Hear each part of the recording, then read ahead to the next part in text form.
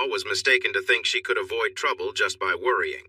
It arrives unexpectedly, like a thief in the night whenever it chooses, and you can't predict it. This story begins on a Saturday night. Alice and I had come home early, feeling energetic and ready for a special evening together. In bed, I turned to Alice and shared a kiss, feeling close to her. We enjoyed each other's company, and I loved her warmth and softness.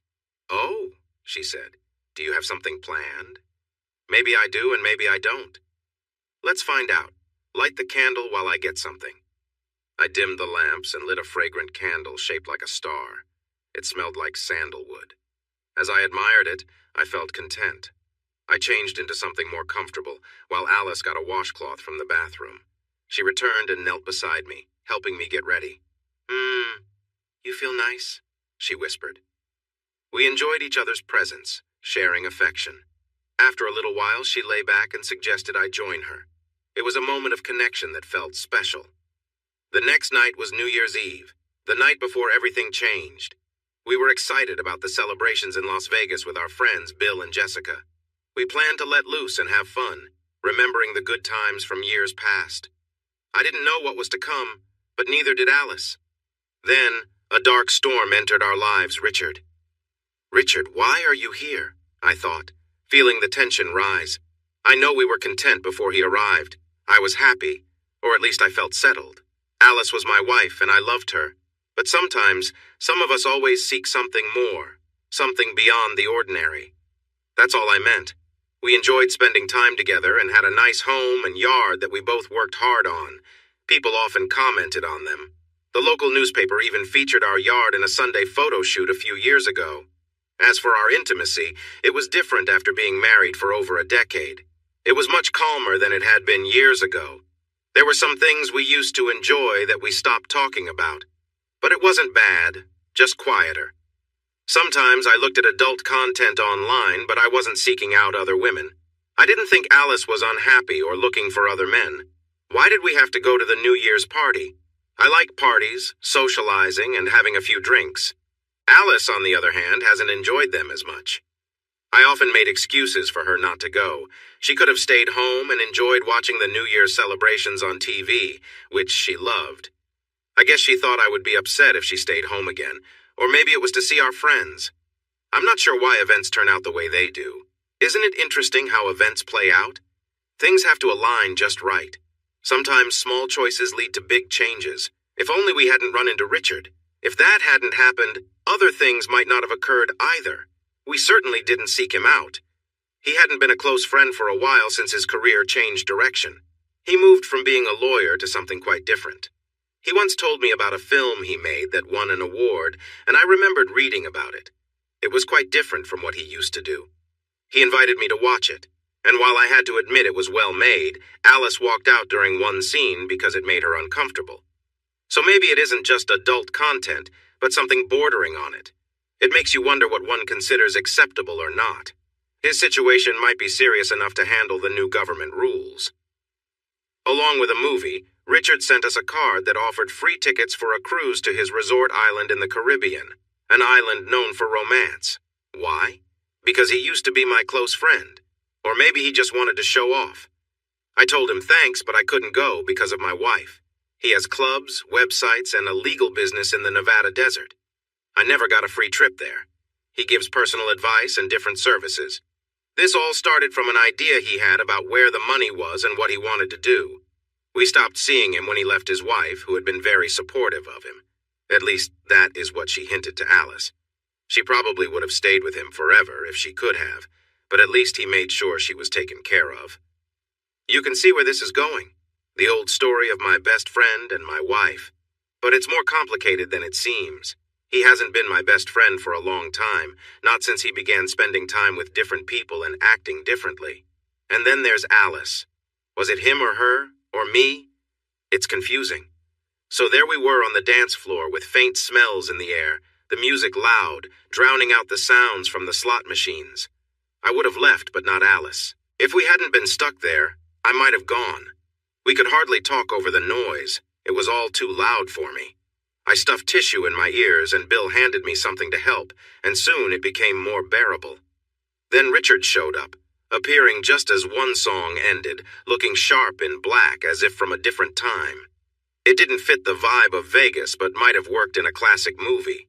His hair was slicked back like a character from a film. I wondered if that was the style in his world. It all seemed so odd, but given how many people were around him, I guess it worked. I hadn't seen him in ages, but he looked the same, always in dark clothes, always with someone new by his side. The new person with him was a blonde, of course, slim and stylish. She had a look about her that was very noticeable. Richard dressed her in something reminiscent of the dancers from years ago, but with a skirt instead of shorts. The skirt was so short that it showed a lot of her legs. If she leaned over, you could see more than was appropriate. When she did lean, it was clear she had chosen to keep things tidy. We hadn't talked yet. He was in a small room for smoking and chatting, while others were stuck in the bigger ballroom. I wasn't sure if he noticed us. He dropped something on the floor and she bent down to pick it up. In that moment, she caught everyone's attention. Even those of us outside could see her through the doors. Alice noticed immediately and elbowed me, saying, "Look who's here with his new friend." Jessica laughed nervously. When I looked up, Richard was staring right at us, but not at me. He was looking at Alice. The others missed his look because they were too busy watching the girl. I should have sensed something was off. Things got complicated quickly after that. Richard walked into the ballroom, bringing the girl with him. She seemed to be following him closely. When I looked again, I noticed she was wearing a collar with a leash attached. Richard held the leash, and she walked a couple of steps behind him as he approached us. The crowd spread out for him, curious to see what would happen next. Even the women seemed captivated. Richard kept a proud expression while the girl looked down, avoiding eye contact. I shouldn't have said anything. I realized that, but he seemed so cocky. The sounds of the machines and the buzz of excitement mixed together in a way that made me feel bold. So I blurted out, "Hi, Richard. Where did you find your friend?" "Henry!" he called out loudly, "and the always charming Alice. Let me introduce Diane. Diane, say hello." He put extra emphasis on always. Diane looked up, but only her eyes moved. She seemed nervous, despite all the makeup. "Hello," she said in a soft voice like someone from a small town. It made me wonder how Richard convinced her to play this role. "I'm showing Diane the ropes," he said loudly. He seemed to ignore everyone else but Alice and me, fully aware of the attention they were drawing. Alice decided to respond, taking the chance to play along. "I bet you are, and teaching her some tricks too." "Isn't she a bit young?" She had a look that seemed to say she didn't care what anyone thought. Jessica nervously laughed again. "Oh, I'm just helping out. I'd much rather have someone more mature like you." He glanced at Alice, making sure everyone noticed his interest. "If Henry wanted to trade, I'd take you right away." "Just like that." He then looked at me. "What do you say, Henry? Sweet Diane is just the type to bring some excitement to someone who hasn't had much variety lately." How could I respond? I started to say something, but he turned back to Alice, who looked surprised. "And you, lovely Alice, I would do everything for you. I'd make you feel special and take my time because you deserve that." Her eyes got wider. "Anyone who does less doesn't deserve you." No one knew how to react, not even Bill. Silence hung in the air as we stood there, surrounded by the sounds of the slot machines. Jessica seemed like she wanted to disappear, but she couldn't stop looking at Richard. He could have kept talking for ages, but then the music started again. The house lights dimmed, leaving just the twinkling lights above, and loud music filled the room. Richard stepped up to Alice and shouted so everyone could hear. "Would you like to dance, beautiful?" Alice stepped back quickly, nearly stumbling as she bumped into someone behind her. "No." She paused, trying to think of a good response. "No, thank you. You have a date." "It's fine. Henry can take Diane, he'll enjoy that, and I'll enjoy dancing with you." No. Maybe another time." He pulled Diane onto the dance floor just as the flashing lights began. I couldn't really tell if there was a tune or a singer. The music felt like a loud noise with a steady beat. I don't have a clear memory of it. I tried to cover my ears, but then would pull my hands down so I wouldn't look silly. The dance floor was crowded, with some people in the bright lights and others in the shadows. The music pounded all around us. Neither Alice nor I moved. Right in front of us, Richard was dancing with Diane. He wasn't moving much, just a little shuffling as he held the leash while Diane twirled around him. Their movements were quick and jerky in the strobe lights. Her skirt was short, and it almost revealed more than it should have when she spun. More and more people watched them, and Richard seemed to enjoy being the center of attention, as he always did. In the flashing lights and pulsing music of the club, people on the floor and at tables turned their heads. Some pointed, some stared. Alice, close to me, seemed to shout something, but it was impossible to hear her in the noise. The room went dark for a moment, and when the lights came back, Alice gripped my arm, yelling, "Look!" I turned to see Richard on the dance floor, moving in the bursts of strobe lights. His demeanor had changed. Diane, who was beside him, looked tense as he held a leash, positioning her with unsettling authority. He faced us, ignoring the crowd and music, as if issuing some silent challenge. The energy between them, and the way Richard kept his focus on Alice, was unnerving. Alice tugged at my arm, shouting over the noise, clearly distressed. People nearby began to notice, some pulling away while others watched closely, a mixture of shock and intrigue on their faces. Richard seemed aware of every eye on him, yet he maintained his intense stare toward Alice. The crowd shifted and murmured, forming a loose circle around Richard and Diane as the music pounded on. Alice was watching quietly now, no longer shouting or pulling at me, just watching. Then the music stopped, and everything felt muffled. The soft lights came back on. I looked at Alice, but by the time I turned back, Richard and Diane were lost in the crowd. I could see him moving toward the gambling area. The mood of the evening changed. Alice kept saying things like, "That creep" and "that jerk," muttering to herself while others chatted. It didn't help when someone tried to joke about it. "None of you tried to stop him," she shouted, frustrated. "Why didn't security do something?" This was Las Vegas, after all. Sometimes things go wrong, especially where money is involved, but Alice didn't want to hear it. Bill had Jessica close. He jokingly said he would scold her when they got home. She leaned into him, saying she'd behave. She seemed shy and nervous, so I wondered if he really would. The shock began to fade after a while. I thought it was over. He had done his thing and we could move on. We stayed at the casino until the new year arrived, and we were all feeling good by then. During a slow dance with Alice, I noticed a change in her. She began to press against me in a way that felt different. We kissed, and I felt a reaction. "You're my naughty boy," she whispered to me. "And you're my naughty girl," I replied. About 2 a.m, we stepped outside and walked down the strip to see the fountains. It was just as crowded and dark enough that I could slip my hand under her skirt without anyone noticing. I hadn't done that in a long time, but she didn't stop me. I remembered a quick glimpse of Richard and Diane, and I moved my hand until I felt softness. Then I explored further. As the fountains danced to old music, she leaned against me, pretending to watch. Suddenly she pointed toward some bushes where a man was leaning and a woman was nearby. She leaned closer to my ear and asked, "Would you like me to do that?" "Yeah. Right now." I knew it wouldn't happen. It never had. Some women may do it during intimate moments or as something special, but most are not comfortable with it, despite what movies might show. Some might get brave just once and feel proud about it. I'm not arguing with that. But Alice had never crossed that line with me. Alice and I were growing closer lately, almost like we'd rekindled something between us. We enjoyed each other's company in a way that felt new, even if life continued as usual. Then, a few days after New Year's, something shifted. I noticed it right away when I came home from work. Alice was different somehow, quieter, as if something weighed on her mind.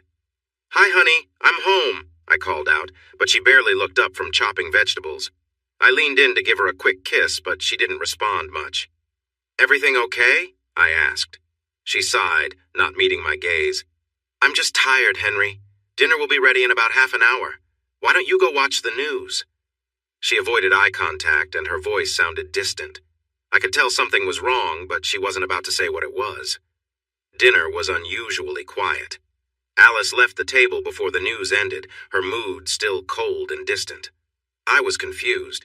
It didn't feel like we'd had a fight, but something was clearly off. Later, while I was clearing the dishes, Alice surprised me by wrapping her arms around me in a sudden hug, holding on tightly. I felt relief wash over me. "I'm sorry," she said softly. I'm really just tired. Let's go to bed early tonight, okay? In bed, things felt warmer between us. She came over to me, a spark in her eyes that I hadn't seen in a while, and she held my hand as we made our way back to the bedroom. The way she reached out to me made it feel like we were rediscovering each other all over again.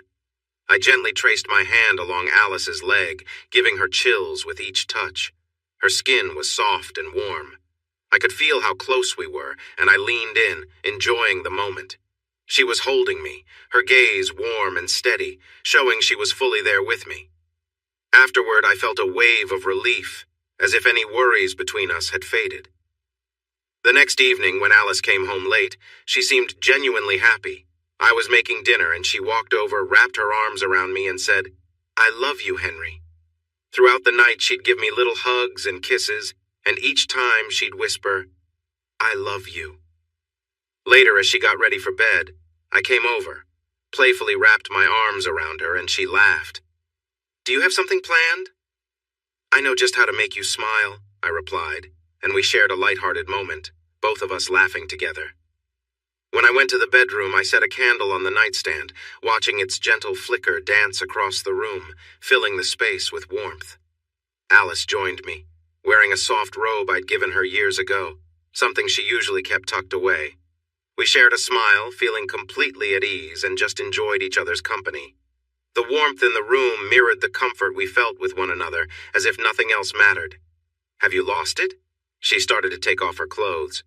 "I want some more of what I enjoyed last night." "Oh, well, we might have some more." Indeed we did. She experienced pleasure again. It was similar to the previous night, and I watched her get more excited until she reached her peak, but when it was done, she didn't ask for more. "Let me take care of you, honey." I lay down, and she began to touch me. She sprinkled some powder, making everything feel ticklish, which was almost too much for me. I wanted to hold her, but she knelt so I couldn't. She continued for a good while. Then I felt very close. "I'm getting close." She paused. "Just trust me." So I relaxed, and she continued until I reached the end. She cleaned me up with a warm, wet cloth. We loved each other a third night in a row. But the next afternoon, she seemed distant and moody. It felt like the first day all over again. "What's wrong? I'm just tired," she said. I thought it would pass like before, but that night was different. She hardly spoke, and I could barely get a kiss before bed. The next night, she came into the room while I was watching TV, helped me, and started to be intimate. She said little, "Just get your pants down." I was surprised by her actions. Then she stayed with me until I finished, holding me close. I felt confused but also happy. What had changed? Then things took an unexpected turn. When she was done, she wouldn't let me return the favor or do anything else. She stood up and left me there. She didn't respond when I tried to connect with her later. I felt like I was back in the doghouse. Before long, it became clear she was permanently distant. By permanently, I mean a few days until she decided to leave. There was little conversation and no intimacy, as she spent her time reading or using her computer. She was often gone, working late at the office and needing to shop alone on the weekends. I tried to keep myself busy so I wouldn't think about why things felt so off between us. After our intimate moments, she seemed distant, and I couldn't figure it out. I felt confused. I wished that was the worst of it, but it only got tougher from there. On Monday, when I got home, Alice wasn't there. The house felt empty without her. Her car was gone, and I knew something was wrong. This was unusual for Alice. I thought maybe she had just gone out for groceries, but she hadn't left a note or any messages. I wandered through the house, checking every room. Everything seemed normal, but Alice was missing. I called her phone and it went to voicemail. "Alice, where are you? Please come home." I tried calling her office, but it was already closed. By 7 o'clock, there was still no sign of Alice. I stared out the window, paced back and forth, and looked for a note again. I checked the phone to ensure it was working and considered calling the police.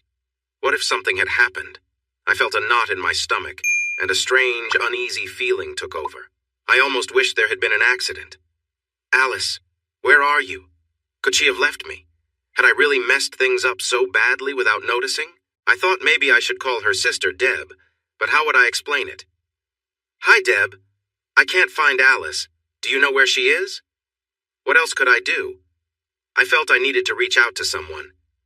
Then I remembered if she had left, she would have taken a bag. I rushed to check the bedroom closet. Sure enough, a suitcase was missing, and it struck me that Alice was truly gone. It was time to call Deb, or maybe Jessica. What was happening? Was our last moment together something she intended to lessen the burden about leaving? Suddenly, the phone rang. Alice? I answered hopefully. Hello, Henry! It was Richard's loud voice echoing through the line. I can't talk, Richard. I'm waiting for a call. Yes, of course, from Alice. She's right here. I didn't reply. I felt lost. Could Alice really be with Richard? How could that happen? Confused, I pressed the phone to my ear, staring blankly at a picture nearby, trying to grasp some sense of the situation. Finally, I managed to say, Put her on. In a moment, Henry. Just a moment. She'll find it hard to talk to you, so I said I would speak with you first. Alice is here with me. She's staying with me now. She's my partner. You will have to move on. His voice was as warm and cheerful as ever. What is happening? Put my wife on the phone now. Of course, Henry, but please try to stay calm. This is hard for her, and she just wants to find some happiness in her tough life. There was a crackling sound as he passed the phone to Alice. Henry, I'm sorry. I couldn't tell you, but I had to leave. I felt trapped. I couldn't take it anymore. What do you mean? What's going on? I don't understand, Alice. I love you. Please, come home so we can talk. No, I am not coming back. I needed to start fresh. Please stay away. The line went silent. Short, clear sentences came to mind like steps fading away. But there was no clear reason. She was sad. She wanted out. Why now? There had been some distance lately.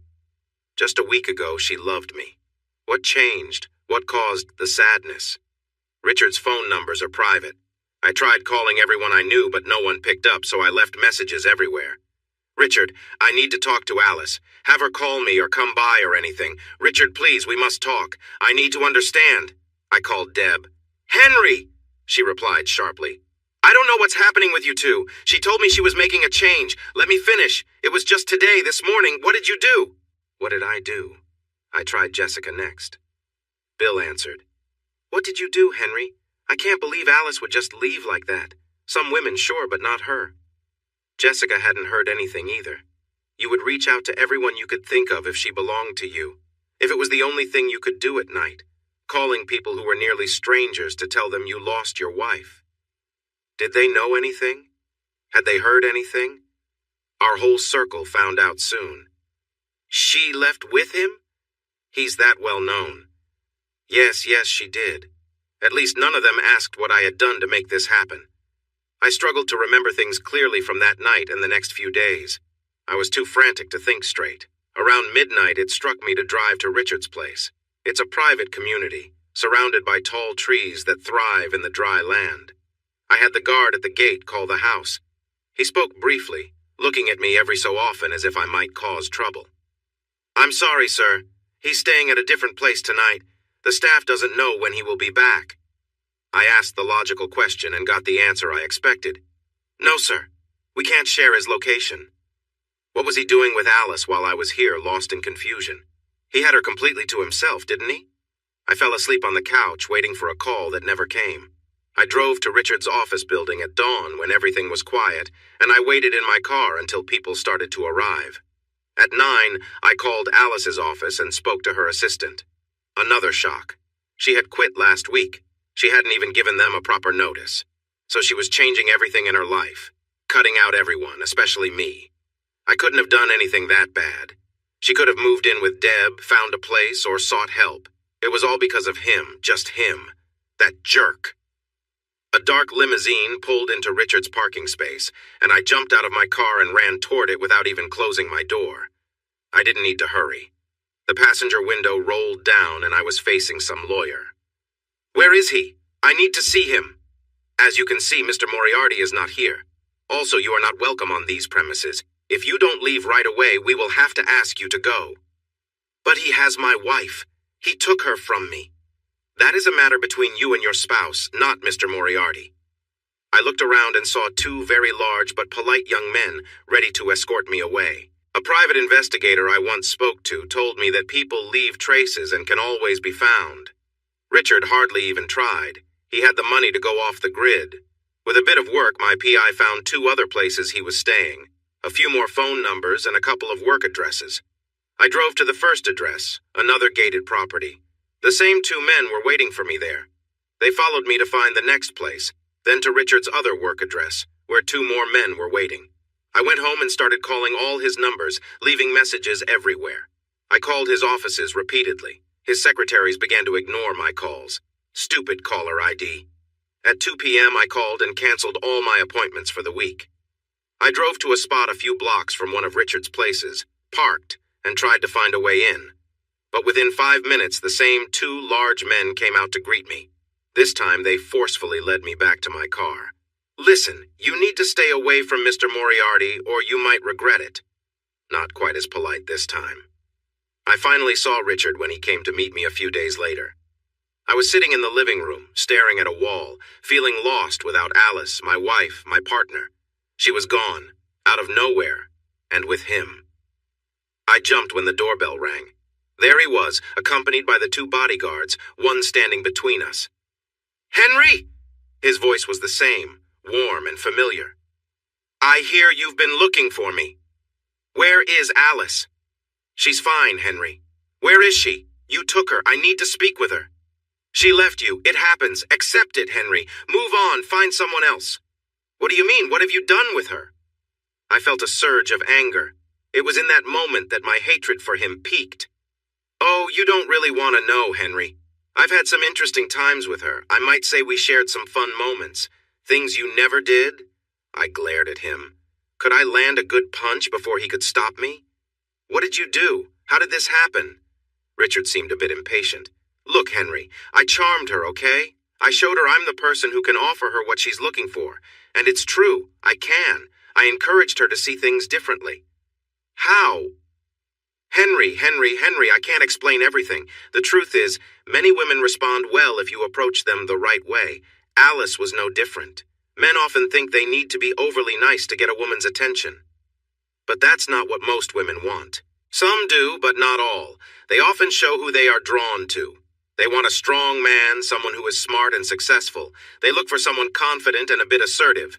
For this man, they want to feel special. He lingered on the word special, stretching it out. They might not admit it. They think they want equality, but it's true. Once they commit to a man, they often go along with what he wants. Did you ever notice that many change their views to match his? A lot of women start doing things just to make their partner happy. It happens in many areas, not just relationships. If he takes the lead, that's often how it goes. That's why some stay with men who mistreat them. They feel they can't imagine life without him and will do anything to feel important to him. And Alice. You want to know how I got to Alice, don't you? It was easier than you think. I charmed her over the phone. By the second call, I knew I had her interest. You wouldn't believe how easy it can be with those who think they're tough and try to prove it by being rude, but you wouldn't know that, Henry. You've never had to charm someone like that. He finally revealed something useful. She never told you I called, did she? He'd called? Of course he had. Probably that first day, sometime after lunch. Things started to make sense. Finally, I spoke. And she talked to you? I can't believe it. Believe it, he laughed. She was always curious about me, but she acted like she didn't care. I thought she really didn't like you. Richard laughed again. I'm not fooled by what people show on the outside, he said. She thought she should dislike me, but in her mind, I was someone special. I could give her a lot, and I became the man she dreamed about. I'm sure after my first call, she was thinking about what it would be like to be close to me. Maybe even before that, after the New Year's party. That's how it goes, Henry. Women don't just think about fun. They enjoy it, sure, but first, they want a connection. They start imagining a relationship, and that can lead to wanting more. His beeper went off. He took it out and looked at it. I have to go, Henry. Just so you know, this call was just to let you know. You should give Alice some space. She doesn't want to talk to you, and I hope things don't get tense. But who knows? Maybe someday we can all be friends again. For now, if you need to leave a message, call this number. One of the young men handed me a business card, and they left. The next day, a CD arrived. The doorbell rang again, and I knew it was bringing more bad news. It was a courier who handed me the CD. What was I going to do with it? I went straight to a CD player and played it. It was a recording of Richard's first call to Alice, his way of bragging. It made it clear that everything he said was true. Richard had charmed Alice just like he claimed he had. I thought he was one of the most honest people I'd ever met. I still have the CD. It's stored carefully, and I saved the recording on my computer so I could listen to it whenever I wanted to feel upset. Listen. Hello? Hello, lovely Alice. This is Richard. And what brings you to call? Henry isn't home yet. That's fine. I'd rather speak to you anyway. You're much more interesting. Well, I don't find you interesting. I don't enjoy shows of cheap thrills. Thrills? The other night? Oh, Alice, do you really think I pushed Diane to do something she didn't want? I'm sure she enjoys the attention, especially in a crowd. Of course. Dear Alice, it was all part of the fun. Didn't you see how excited she got? We planned everything together so she could live out a fantasy she had. I thought you understood that. I saw it in your eyes. What drives people often comes from a place of imagination, and New Year's helped Diane feel that way. Oh, I'm sure it did. How about you? Just a usual day at the office. I shape my life around dreams. You know this. It has given me success and freedom. And people want what I offer. Maybe some women like that, Dick, but not me. What I saw on New Year's was more than just an act. Don't be so hard on yourself, dear Alice. You find me more interesting than you say. And I find you very appealing. But it was only partly a show. It was a performance. She agreed to the rules before we began, the rules of the fantasy. She had to stick to her part. If it were just an act, she wouldn't have felt so alive. She needed to know I could play my role well to make her dream seem real. If you'd like, I could ask her to explain it to you. You really think so highly of yourself? She was done with the playful talk. On the recording, Richard bursts into a genuine laugh, feeling totally at ease before he replies, well, yes, about the first part. He laughs again. But I'm not so full of myself that I think I can just walk in and everyone will find me charming. It's all much more complicated than that. Another laugh follows. Oh, you don't just create a fantasy? I thought you could do anything in a dream. She probably thought she was being clever, but he didn't skip a beat. Oh no! Good fantasies need imagination and lots of detail, but they also need careful planning. That's why most people's dreams don't go anywhere. One needs to master them, explore them, think through the steps and possibilities, and manage everything. It requires action. That's what turns a fantasy into more than just a wish inside when you're with someone. Alice stays quiet. There's a long pause in the recording. You're very quiet, Alice. Why don't you share a dream? With some thought and conversation, it can grow. Finally, she speaks, her voice softer, without the excitement it had before. I think I should go now, Richard. I'm not one of your clients. I'm a happy married woman. I'm not interested in your games. Of course not, Alice. Richard's tone shifts, softer and more serious. I never meant to suggest that. I'm sorry. I'm not that bold. But you do have dreams, ones you don't talk about. You act in predictable ways at predictable times. Perhaps those dreams come to you when you're in those moments. Maybe they inspire you even before you start. They are your own private thoughts, not even shared with Henry. A short silence follows. He doesn't let it linger. His timing is skillful on the tape. Tell me I'm wrong, Alice. Be honest. She finally responds, sounding weary. Everyone has dreams. They make life brighter. I'm definitely not going to share mine. Of course not, Alice. I apologize once more. I'm sharing what I do. I help people bring their dreams to life, and I charge them for it. I charge a lot. I tell them everyone can have more in their lives, and that's true. Later, they come back and pay me more to explore their dreams or to dream up new ones. There's always the chance for more. Imagination is what makes life enjoyable for those who think. You know yours can be more. I help people with that, and they find it valuable enough to pay me well. In this moment, she tries to lighten the mood with a laugh that sounds a bit forced.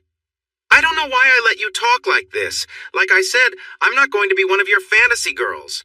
He laughs genuinely this time. And yet here you are, talking to me when you could have hung up long ago. He chuckles again and adds playfully, I guess I'll just have to keep my dreams of you to myself. She laughs again, still a bit strained. Yes, I guess so. There's a pause. But I don't think I like the idea of you dreaming about me.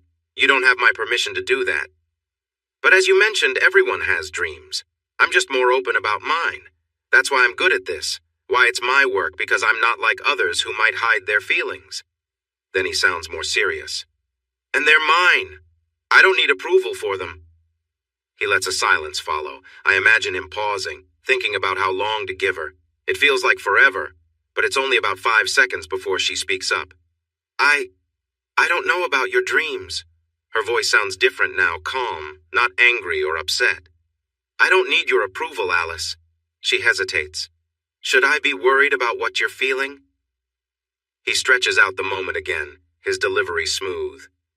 You said you didn't want to know. Well, I don't know. Her voice is hesitant.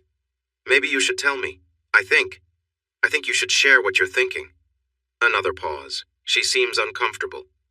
Because I might worry about them. Silence fills the space. Richard. A brief pause follows. So you want to know what I've imagined about you? Yes, no, I don't know. You brought it up, not me. And you're curious. I'm concerned. Okay, I'll tell you just one small thought. It's nothing big, just a little something in my mind. Hesitation. Okay. Well, he drags it out again like he's enjoying the suspense. In this thought, I see us in a different setting. Another pause. Then, oh, it's hard to tell if that's a question or just an expression of surprise, maybe even wonder. But you're secured in place, comfortable. Oh, of course, that sounds familiar. She seems relieved, thinking it's straightforward. Not at all. It's just that a woman like you might catch me off guard at just the wrong moment, and we wouldn't want that, would we? He chuckles but goes on before she can respond. But really, this is for you. This way you can't decide how it goes or how long it lasts, and you get to feel that strange mix of being unsure and enjoying it. In my imagination, I focus on making you feel good, moving slowly and carefully to build up your excitement. Alice doesn't respond. How does that sound as a little piece of a dream, Alice? Finally, she says, if the woman in your dream doesn't like it, can't she just say so? No, she can't. Why not? Because I have my own way of controlling things. If you say anything at all, you know there will be consequences, so you have to go along with it. I'm making you feel good. She takes her time to reply. I can picture her thinking about what to say. When she finally speaks, she sounds breathless. So, what do you get from this dream if you're focused on making her happy? I know my turn will come. I get to enjoy you in so many ways. I feel your warmth and see you in front of me. Did you know you close your eyes when you're excited? Alice remains silent. And I experience your taste. You have a natural scent and it feels captivating. I notice how you sound, too. I hear every breath, every little sound as you respond. You can't help but react, Alice. It draws you in. Alice suddenly interrupts. Richard, I have to go. I'm really sorry. Of course, Alice, I'd like to talk again. I don't think that's a good idea. I'm sorry. Let me reach out again in a few days. I need to hang up. Just say I can call you. I have to go. Please say it. I have to go. She sounds very anxious. Just say it. Maybe another time. Just give me a day, a time. Not before Thursday, maybe in the afternoon. I'll call you then. There's a click, and the recording ends. And that was all it took? How could he change her so easily? I listened again and could tell the moment she began to give in. At first, she resisted, but as he shared his dream, it pulled her in. You could hear the shift in her voice. She didn't want to be drawn in, but she was. It startled her how much she began to want it. Then when she tried to pull away, she ended up giving him a time to connect again. A time on Thursday afternoon when I was never around. It was so easy for him, like he barely had to try. I called the number on his card. The gift you sent has arrived, so you had fun with my wife, but you called her difficult. Did that make it more enjoyable for you? Are you going to leave her now that it's over? I want to talk to her. Right now. Another message for Richard, left in voicemail again. My words vanished into silence. He was really skilled. So incredibly skilled. How could a man who was supposed to be less than good make her change in just a few moments of conversation? He was like a force of nature. Perhaps I should be recognizing his power. What was Alice thinking after our call? What crossed her mind when I got home? What about those moments we spent together? Was she counting down the time until Thursday afternoon when she'd be home alone again, waiting for his call? Was she trying to convince herself that moments with me could be as good as what he promised? Was she pushing thoughts of him away? Or was she imagining he was the one with her? And what about the second call? Did her heart skip a beat when the phone rang? Did she hope he wouldn't call, yet long for it? I could picture her surprise at the first ring, her quick breath, her hesitant steps towards the phone, her hand hovering above it, quickly grabbing it before voicemail kicked in, and almost breathless. Hello? Hello, dear Alice, I knew you would answer. Was she scared to answer? Something shifted in her before the call ended, perhaps before it began. It must have been sometime after that when she seemed distant from me, after her late nights at work. Maybe one day I'd hear that call too. I received a call, but it wasn't Richard this time. It was my private investigator. He wanted to meet, but didn't have good news. I realized my thoughts were divided. I felt like a failure. Alice was gone. But she would come back if I could speak to her alone. She had to. I focused on whatever I heard last, and at that moment Mickey was speaking. It was time to make a plan. He suggested we meet at the parking lot of the Liberace Museum. Is that a good spot? I asked. It was convenient. So that's where we arranged to meet. Why can't we just talk on the phone, Mickey?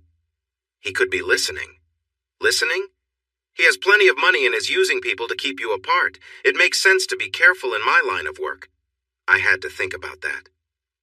Anyway, Henry, getting to Moriarty's place isn't going to happen unless you're up for doing some very risky things with very dangerous people for a lot of money. And you still might not succeed, or you might even end up in trouble. Yeah. So if you want someone to help find Alice, I suggest you call the police. For an adult who ran away? Yes, because nobody has really heard from her, and if you say he has taken her, they might feel they need to check on her. And I doubt he will give them a hard time if he can avoid it. Probably not. Well, I don't know, but it can't hurt. I almost laughed for the first time since Alice left. Who should I contact? I have a friend. He'll want a photo.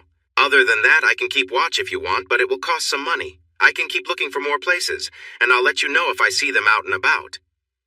When I got home, I found Richard had called me back. Yes, Henry, I enjoyed spending time with little Alice. She seemed to enjoy her time with me, too. Isn't it always like that? And yes, her being a bit tough made it all the better, but she won't be tough again. No, she's completely changed.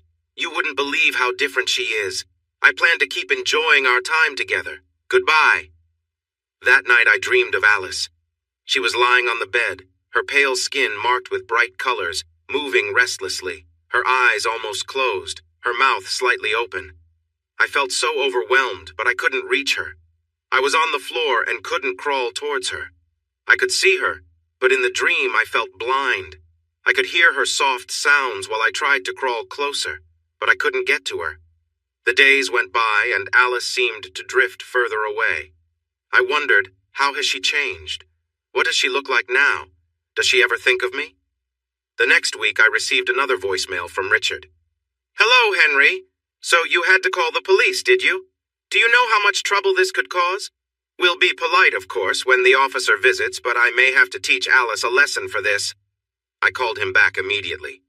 What have you done to her? Have you hurt her? He answered the call. Henry, what makes you think I would harm sweet Alice? He laughed with a warm tone. Let her tell me that herself. Trust me, she's fine, really fine, but she can't talk right now. I suppose I should say she's unavailable. That laugh again. What's wrong? Oh, nothing at all. She's just feeling a bit down for now, getting some discipline. What do you mean by that? Oh, you can read about it. I didn't make it up. There was a study about animals. They kept monkeys in small spaces for a long time to see what happened. It affected them badly, I'm afraid.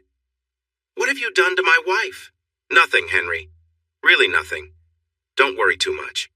She's not in a real pit. I just kept her from seeing and moving around a bit. What do you mean? Don't stress, Hen. You what? She's doing fine, really. Well, maybe not super happy at this moment. She's feeling pretty low, you know. Probably sad and talking to herself, wishing I would let her out. What are you talking about? But I'll change things soon and make her feel better. A little shift in how she's sitting, some gentle touches. She'll be thankful by the end of the night. You should see her, Henry. She lights up like fireworks, and it makes her easy to handle. Anyway, I hope you have a nice evening. He hung up. I tried calling him many times that night, but he didn't pick up or call me back. Instead, he did whatever he wanted with her while I called in vain. My other calls were to the police officer Mickey mentioned. I called every day and left messages about Richard's claims. The officer was really polite. I thought they must all go through the same training on politeness. While I waited, I bought a phone recorder to keep myself busy. It was a week before the officer came to see me. Standing at my door, what news did he bring? Did some wives want to go back to their husbands? I knew the answer was probably bad. Mr. Jekyll, I looked into your calls. I visited Mr. Moriarty's place and spoke with Richard Moriarty and Alice Jekyll. For now, that's all I can do, and I suggest you drop the issue. What do you mean? I went there as a favor to Mickey Edwards, who is an old friend. But there's no crime here. Your wife is with Mr. Moriarty by her own choice and doesn't want to come back. My investigation is over for now. How is she? What do you mean? How is she doing? She's okay. She was doing okay. Are you sure it's her? Mr. Jekyll, he handed me her photo. It is her. She's a bit thinner than this picture and her hair is shorter, but she looked fine. Did you talk to her alone? No. They were together, but I spoke with her. Everything seemed normal, nothing unusual. What does that mean, unusual? He looked at me with that flat cop expression I always find uncomfortable. Then he sighed. All right, this isn't exactly relevant, but a few years ago a performer living with him came to file a complaint. She said he had hurt her and locked her up. There were some signs of struggle. We checked into it, but then her lawyer had a chat with his. She changed her mind about the charges, saying it was a mix-up. They got along after that. She wouldn't testify against him, and they had a private agreement, but it seemed like he paid her off well. She got married and moved away. That's the end of that story. I didn't know that. It was never in the news. If it weren't for that case, I wouldn't have looked into this, even from Mickey. And it turns out there's nothing wrong here. She didn't have any marks, any injuries? No, none that were easy to see. She wore a long-sleeve shirt, fully buttoned at the wrists and neck. A strange look crossed his face for a moment. Anyway, I'm not going to ask her to show me anything. I can't do that. Even if I found injuries, it wouldn't change anything. Why not? Because they're adults. This is Las Vegas. There's a huge world of different lifestyles here. People choose how they want to live. And that's it? That's it. There was one thing that worried me. He was too controlling. You see that a lot in this line of work, and I've learned to notice it. He held one of her hands and kept his arm around her the whole time. He always jumped in to answer her questions. That's all. It wasn't too strange, and she didn't seem scared. She said she was happy there. Trust me, let it go. If I were you, I'd file for divorce. How long had it been since Alice was out of my life? How many weeks? What do you do when love turns into an obsession? How long since I slept through the night? I kept dreaming about her, waking up repeatedly, thinking I heard her, just chasing shadows. I tried to work, but felt exhausted. I knew it was time to let it go and find myself again. So I asked Mickey to help find the showgirl. But Mickey couldn't locate her. What do you mean you can't find her? You said anyone can be found. I may have stretched the truth a bit. It doesn't mean I won't find her, but it's been tough. I'm still searching for her real name. Her real name? I only know her stage name for now, which is, oh boy, Bambi McPherson. No, yes, Bambi. Yeah, a performer. Who's disappeared? Let me ask you something. Are you sure she's even still alive? What would finding her change? So Richard mistreated another woman? So what? He was wealthy. He might have mistreated many others, but he seemed to take responsibility when called out. What would this woman tell us? He controlled me. Maybe he pushed her too. But she left him and got something in return. Alice could always leave when she was unhappy with how she was treated, unless things had changed. What if his behavior became worse over time? What if mistreating women and letting them go was no longer enough for him? What if Alice was the one he decided to take it too far with? Would anyone ever find out? Would someone someday find parts of a dried-up body in the desert? When Mickey found Bambi, I jumped at the chance. He had her name, an address, and more. She lived in Sacramento, married to a doctor, and her name was now Eleanor Friedman. Mickey even got her home phone number. But when I called and said I needed to talk about Richard, she hung up on me. She claimed she didn't know him. Just like that, the line went dead. I flew to Sacramento. It felt like 2 steps forward and 1 step back. I was so tired. I wondered what it would be like to sleep forever without waking up. I thought about giving up. Alice was gone for her own reasons. Still, the guard at the gate called Mrs. Friedman's house. It was the same story. When he gave my name, they said she wasn't home. I asked him to try again and to say it was important and that I was desperate. He was an older, friendly man, and I could probably persuade him, but I just didn't have the energy. I waited for him to get a response while we talked. Then I gave him my cell number and the name of my motel before leaving. I slept away the rest of the morning and deep into the afternoon. In my sleep, I finally found Alice. I was searching for her, and suddenly she was there, standing in front of a familiar building waiting for me. We kissed, and I held her tightly, crying as I did. I didn't want her to vanish. Then, something started knocking, and we both looked to see what it was. That's when I woke up and realized it was the door. Who could it be? Most likely some of Richard's associates here to kick me out. Just a moment. I was wiping my eyes as I approached the door. It was Eleanor Friedman's lawyer. Of course, a polite older gentleman. He told me she could not see me and that I should leave. I wiped my face while he spoke. Wrap it up, sir, so I can go back to sleep and find my wife in my dreams. You're part of a world determined to keep me from her. Then, as he turned to leave, he slipped me something, a note with instructions to walk to the coffee shop at the corner and exit through the back door to a waiting car. A chill ran down my spine. What had Mickey said about being paranoid? In the car was Eleanor Friedman, of course. In hindsight, it all made sense. Here was Eleanor Friedman, a real person I could see. Even sitting in the driver's seat, she appeared tall, and it was easy to imagine her as a performer from a glamorous show. She had elegance, much like someone with an impressive social standing, the kind of woman who leads community boards. She started talking right away. Mr. Jekyll, I need to be quick. I can't share any information about Richard Moriarty due to a legal agreement I have. He also mentioned you were coming, so he's keeping an eye on you. A chill went down my spine. His people are everywhere. I can't be certain. He contacted me directly and reminded me that my past is still part of my life. He suggested it would be unfortunate if it affected my future. She shook her head. He used to charm me, but now he sounds like a character from an old mystery book. Does that mean he will bother you forever? It's not quite that simple. My husband is aware that I was a dancer, and some friends know too. It's not illegal, but I wouldn't want everyone in the medical community or the synagogue to find out.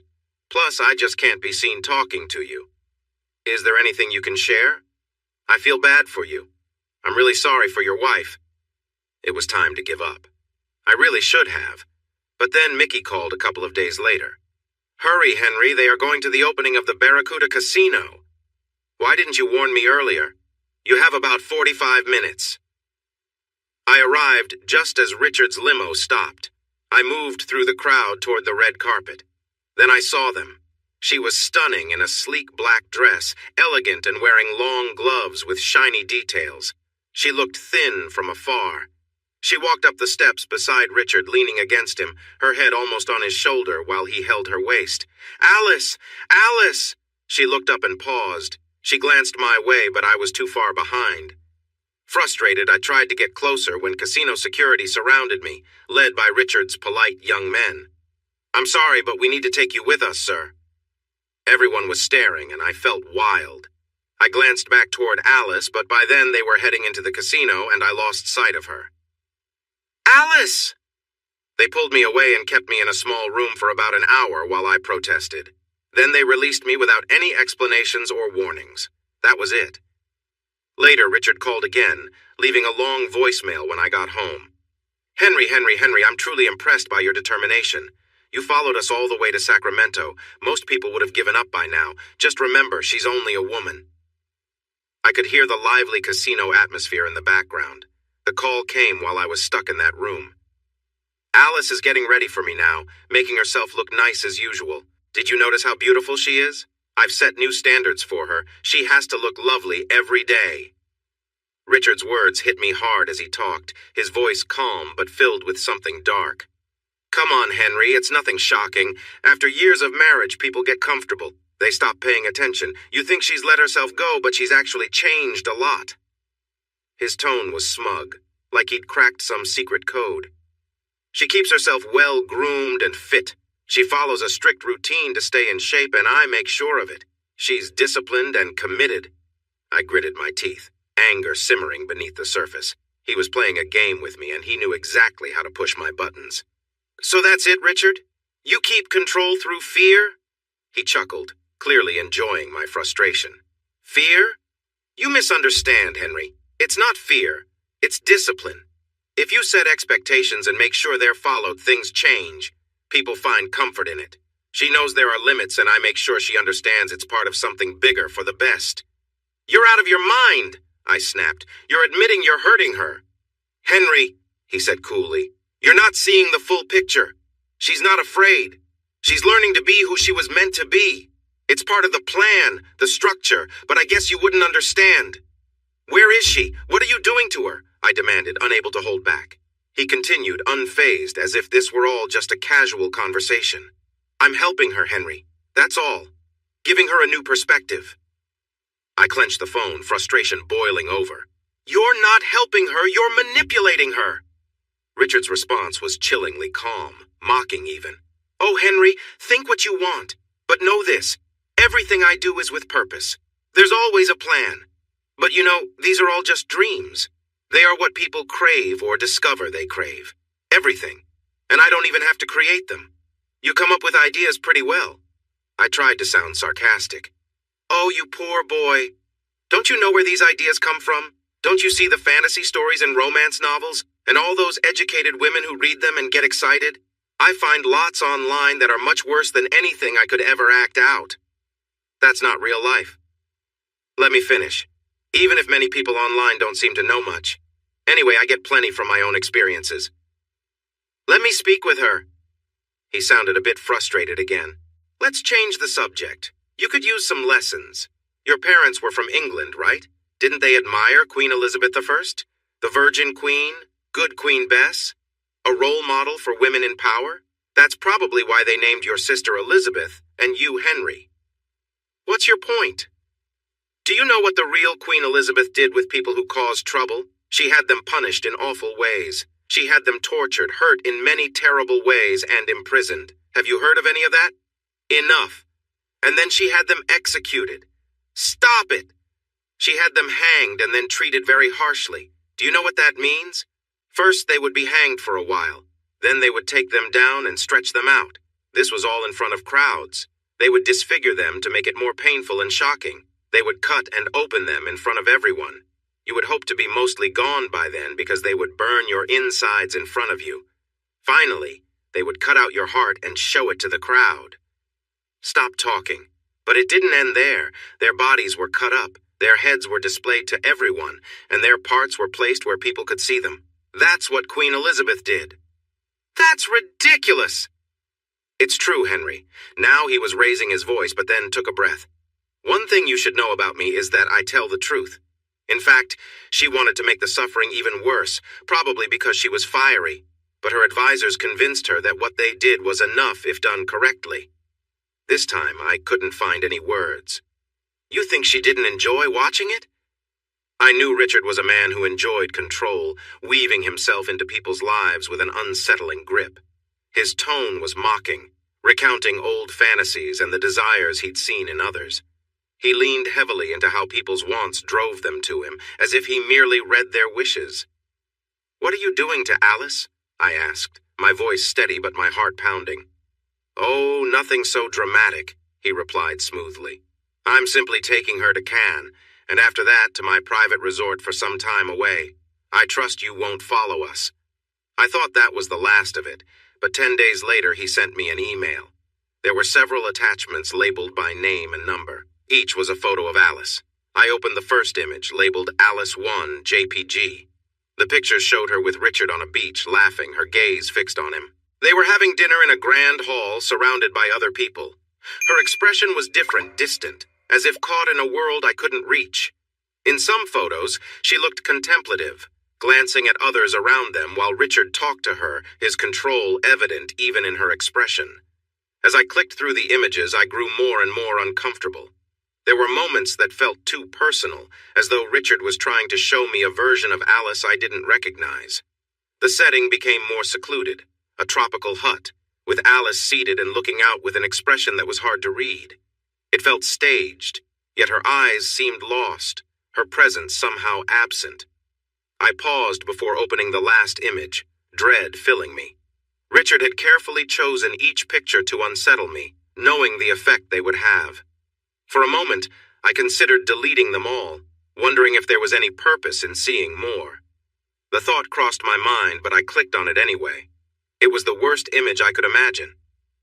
Alice was in a hut, bound and exposed. Identical marks were on her skin as before, and I recognized them because I compared.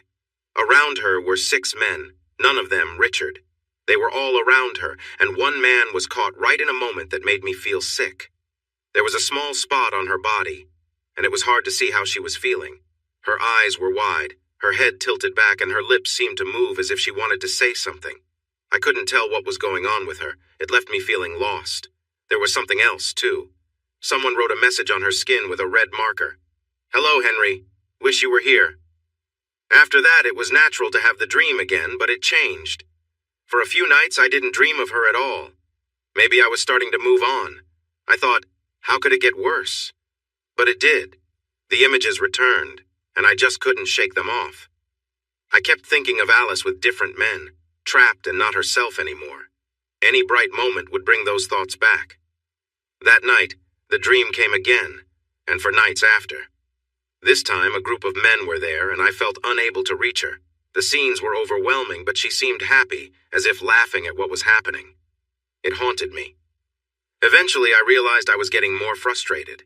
I knew what I wanted to do, and it strangely made me feel alive again. I decided I needed to confront Richard. I couldn't let this continue. It had to stop. He was taking away my life, making me feel less human. I started thinking of ways to deal with him while in various situations. In my frustration, a plan emerged. First, I needed to escape his watchful eye. Richard always seemed to know my moves. How was he aware of where I was? How did his people always find me? Perhaps he had someone following me, as Mickey suggested. But what if he was working with Mickey? Or maybe he had someone listening in on me. I needed to slip away unnoticed. I was determined but focused. I knew I had to be careful. I hired another investigator to search for any hidden devices. My house, car, phone. I discovered something.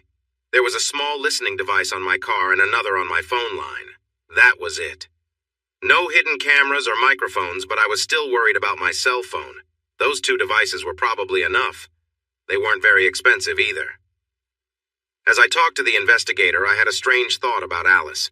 There were only 2 days before Richard and Alice would return to Las Vegas. I knew I had to act quickly. I walked out my back door, went 3 blocks away, and bought a used car for $1,000 in cash, thanks to the weekly advertiser. I drove it to City Hall, went to the waste department, gave Richard's name, and reported that my trash bin had been damaged. Then, I visited a pawn shop where I bought an old badge from the City Works department. It looked more official than the current ones. 1 step at a time. Stick to the plan. I put on a baseball cap and drove the old car past Richard's house a few times, looking for entry points. I visited a shooting range and practiced with my gun on paper targets for an hour. Each time I hit the target, I imagined it was Richard. So far, so good. Richard, you're in trouble. You'll know it's me before anything happens. I thought it was a shame they didn't have more target options. I drove the used car to Palm Springs and parked it in a lot near a hotel. Within an hour, I bought another inexpensive car. I took that one back to Las Vegas and parked it in a lot not far from my house. I felt pleased with myself during the drive back. Now it was time for a distraction. I called the resort in Palm Springs to make a reservation. Then I called Mickey. Sorry, Mickey. I wanted you to keep an eye on Richard and Alice, but I needed a break. He was understanding. I drove my car, which had the bugs, to Palm Springs. On the highway, I kept imagining Alice. At the hotel, I went to my room and turned on the TV. Then I walked downstairs to a back exit, got the used car, and left. The ride back to Vegas was slow because of a traffic accident. At one point, I thought I might be late, but everything went smoothly. 1 step at a time. Just stay with the plan. It will work. Richard thought he was careful and had good security. I suppose he did. But people aren't always alert. That's why airport security sometimes fails. There was a back entrance to Richard's estate with dumpsters and a gate that the staff left open to come and go easily. I could use that too. I wouldn't have to force my way in. I didn't care much about that, but it increased my chances of success. There might be cameras, but I was willing to take that risk. While the boss is away, I made a plan. If someone saw me, I would show them my badge and say I was an inspector for the trash department. Now I laugh about it. Crazy, Henry. Did you think you would not be recognized? I parked close to the estate, walked toward the dumpster as if I belonged there, and carefully moved along the side of the house. I found a group of bushes away from the sidewalk and sat there to wait until it got dark. I could hear when the two of them arrived because of the noise they made. It went on for about an hour, and after that, many of the staff left. While they went out the back, I slipped in through a side door. I stepped into a closet and waited. Soon, it got quiet. Time to act. I walked down the hall toward Richard's favorite room. I knew this house better than most people and where the staff went when they were not needed. When I entered the den, ready for anything, I found Richard there, all alone. He looked just like usual in his shirt sleeves. When he noticed me, it was too late. He could only sit in his chair and stare at my gun. But he didn't look scared, just focused. I enjoyed those pictures, Richard, but now we will play by my rules. Bring Alice here and no one gets hurt. I just want to talk to her. That wasn't exactly true, but it was enough to get her to come out. We could chat for a bit before I moved on. He kept staring at the gun. You don't want this, Henry. Just leave and I won't say anything. You have 10 seconds. I felt like I was in a movie, but I was ready to pull the trigger if he made a wrong move. It was my only advantage, and really, what did I have to lose? 1. Henry. 2. Okay. 3. Armand will get her. Armand. It will only take a minute, Henry. That's all you have. A young man named Armand then walked into the room. He froze when he saw me, eyes wide with surprise. Armand, go get Miss Alice. Mr. Henry wants to talk to her. Armand quickly backed out and hurried down the hall. Silence filled the room. Finally, Richard said, Do you want to sit down? Just be quiet. We can still talk about this. I fired a shot past his leg, shattering a vase. From down the hall, I heard a voice yell in Spanish, Mr. Richard! It's okay, Armand. Everything is fine. Please hurry with Miss Alice. Richard glanced at the gun again. Are you curious how many more bullets I have? It's a Glock. Yes, I know. His voice was steady. I would guess you have at least 9 left. I didn't respond. Maybe I should have, but things were happening too quickly. There were sounds in the hallway, people hurriedly talking. I heard Armand's voice saying something in broken, urgent English, and Alice's voice asking questions. I turned my head towards the doorway, and Richard tilted his head like a little bird. Just then, Alice and Armand stumbled into the room, Armand tugging her along. They looked like a silly comedy duo rushing to help a friend. It might have been funny if I wasn't so tense, thinking about what I might do next. The gun felt heavy in my hands. I shifted my focus from Richard to Alice and back again. Alice glanced between Richard and me. Henry! Armand seemed too flustered to explain who I was. As I pondered this, the 2 big, polite young men came over and knocked me to the floor. They took the gun from me and held me down. It took a moment to understand what had just happened. While the 2 strong men twisted my arms behind my back, I noticed Alice moving closer to Richard, even as she kept looking at me. She got close enough to touch Richard's arm. When she looked up at him, it became clear to me what I had come to find out. I cursed myself for losing the gun so easily, but it would take a few more minutes for me to understand everything fully. Richard naturally took control. Don't hurt him, but keep the gun away from him. We can't trust him right now. As I was pulled to my feet, I finally got a good look at Alice. We locked eyes, but she couldn't hold my gaze. She kept looking at me and then away. She wore a simple, light dress that showed her shoulders and arms and stopped above her knees. Richard had half told me the truth. She was thinner than I expected from the photos. I had imagined her differently, but she was fit, not at all what I had pictured. There were no bruises to be seen. She looked fine. Alice, meet Henry. Henry, this is Alice. You 2 have met, Richard said, smiling brightly. Had he been worried at all about me? Henry wants to hear from you that you've chosen to be with me. He's been very eager to know, so it can't wait any longer. You need to tell him. Then I noticed something on Alice's wrists, slight reddish marks. It looked as if something had been tied there. It seemed Richard hadn't told the whole truth. He had at least partly told the truth. Alice fidgeted. I thought she might stay silent, but Richard was patient. He smiled at her as if she were something he had created, waiting to show his idea. Finally, she spoke. "Oh, Henry," she began.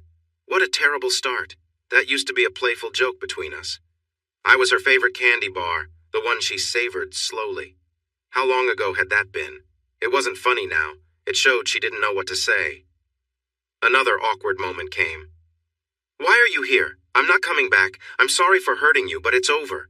You have to move on, Henry. It's really over." Richard nodded at me. It was my turn to talk. "Why? Why did I leave? Why did you leave? Yes, you said you loved me. And why with him? You didn't like him. How could you go to him? What happened? Tell me how this happened."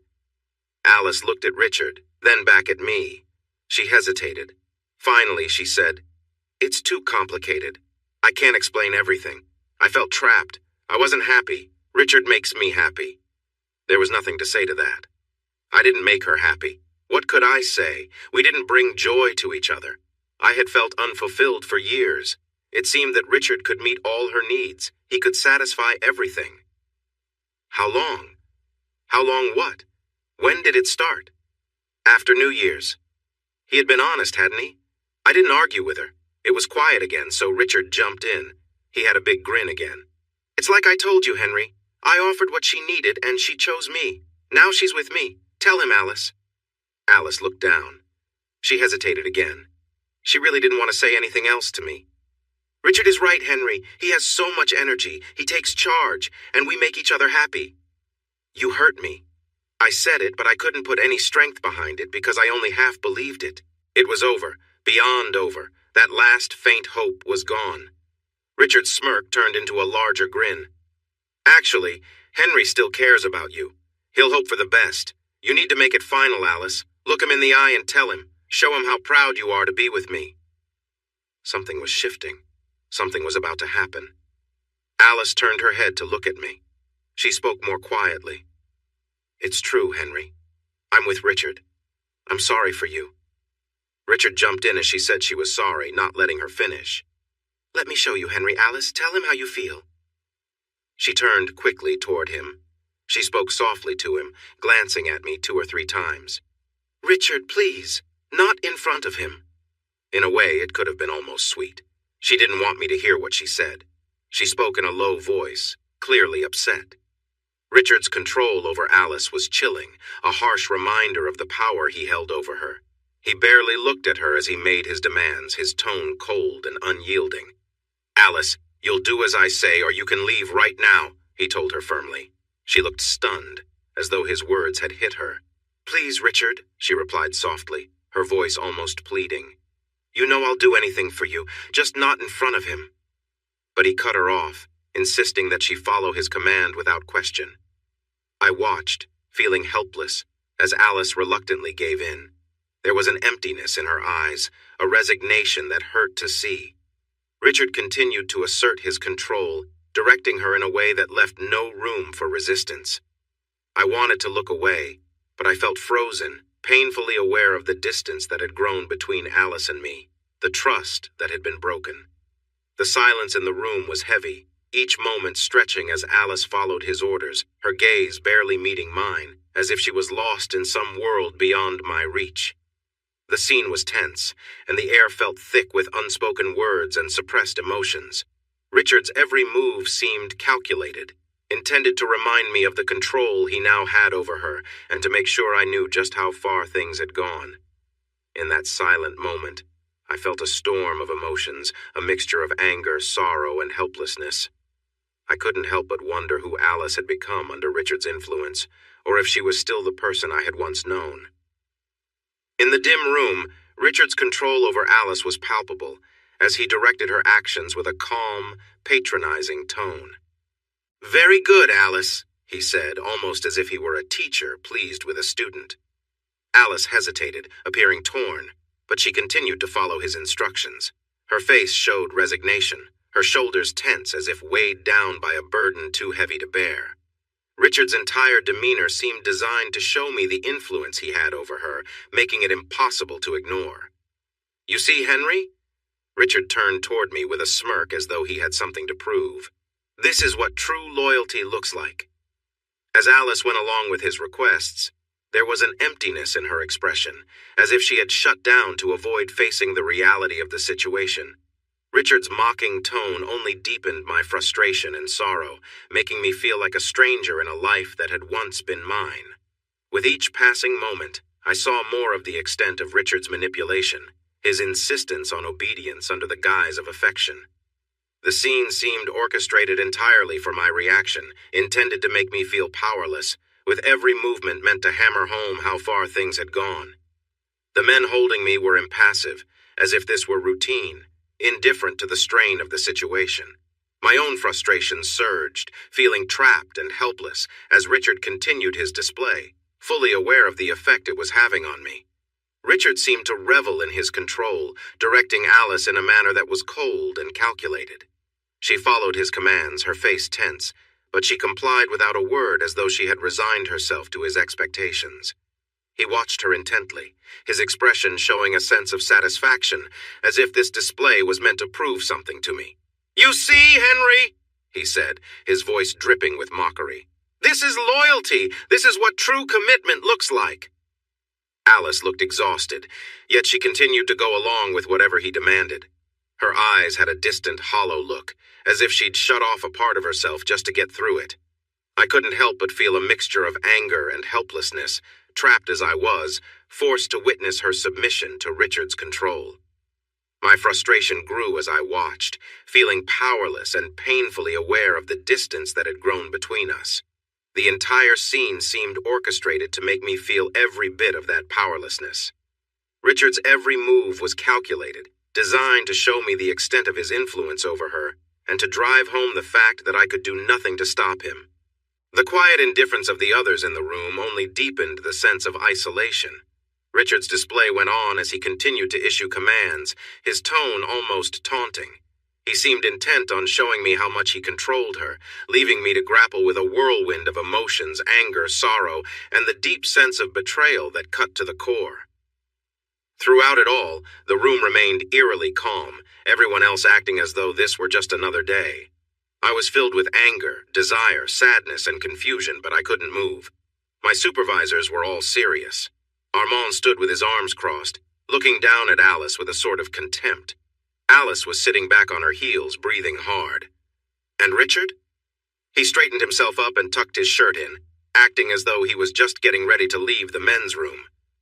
"Well, there you have it, Henry." His voice was loud again. "That's how a trained woman shows her loyalty. Quite a display, isn't it?" I tried to respond, but he interrupted me. "There's just one more thing, Henry." I braced myself for something harsh, but instead he said, "I see you're still fond of this girl. I understand why, and I don't want her to get in the way between us. So, to settle things, I'm giving her back to you as a gift. Enjoy her." Alice's mouth fell open. The room fell silent for a moment. "What?" Alice nearly shouted. "What do you mean, Richard? Don't joke like that. It's not funny." She tried to laugh, but it didn't convince anyone. "No joke, Alice. It's time for you to go back to Henry." He was calm and composed. "Richard, no, you can't be serious. It's time, Alice. We had our fun. Richard, no, I've done everything for you. And you've received more than what you expected in return. It was a fair trade. I gave up my entire life for you." She looked around the room, moving her head anxiously. She was wiping tears from her face. "My job, my marriage, Richard. Those were your choices. Time to return to reality, dear." "No!"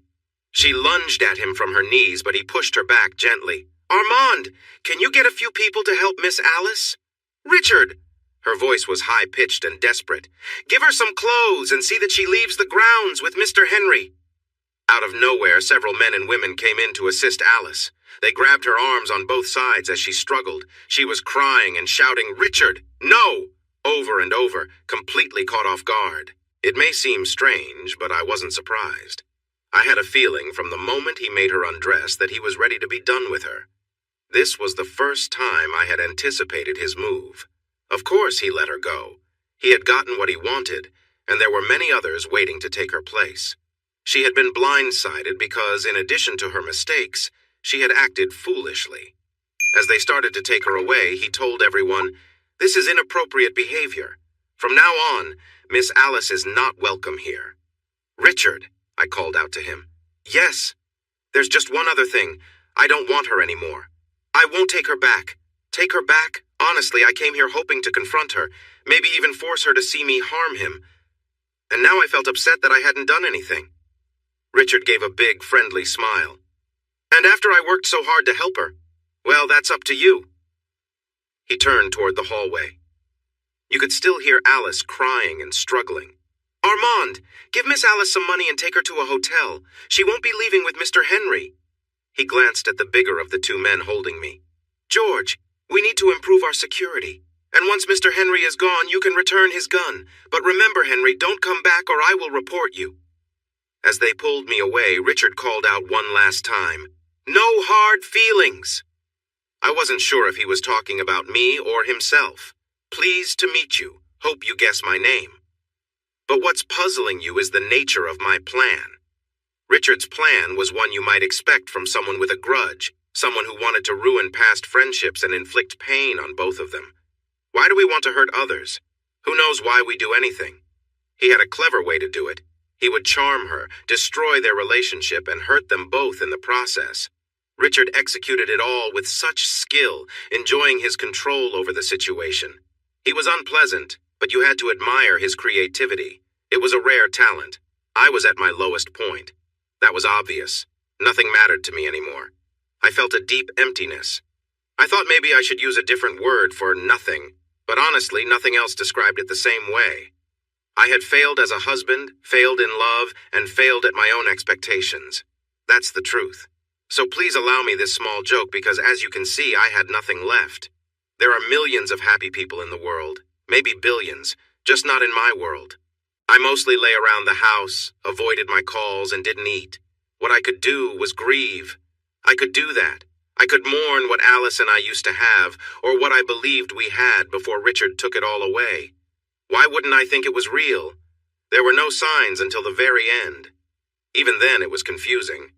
I knew almost nothing except that she was with him until the photos came. Richard had bragged, but I hadn't fully believed him. Until I saw the pictures, I hoped she would leave him, come back to me, and we could salvage our marriage. You don't simply walk away after a decade together. I couldn't just give up. Those photos made everything clear. Every day felt the same. I sat in a big chair and listened to the recording of Richard's first call to her. Every time I thought about how Alice had pushed back against him at first, even if it was just a little and for a short time, I felt a sense of hope. I'd think, "Stay strong, Alice." But sadly, she never did. Even so, I was relieved that I hadn't harmed her. He was the real problem, the mastermind behind everything. She was just a player in his game, a tempting one for sure, but definitely not the leader he had made her believe. It would have been too much for her to witness his end, and then mine, and carry that burden forever. I really messed up. Sorry about the joke. I went through the photos, but mostly I replayed in my mind the scene of Alice with Richard. She had become shockingly good at pretending. Yes, my mind was like an old hamster wheel, going round and round, showing me the same moments and sounds of my wife's performance.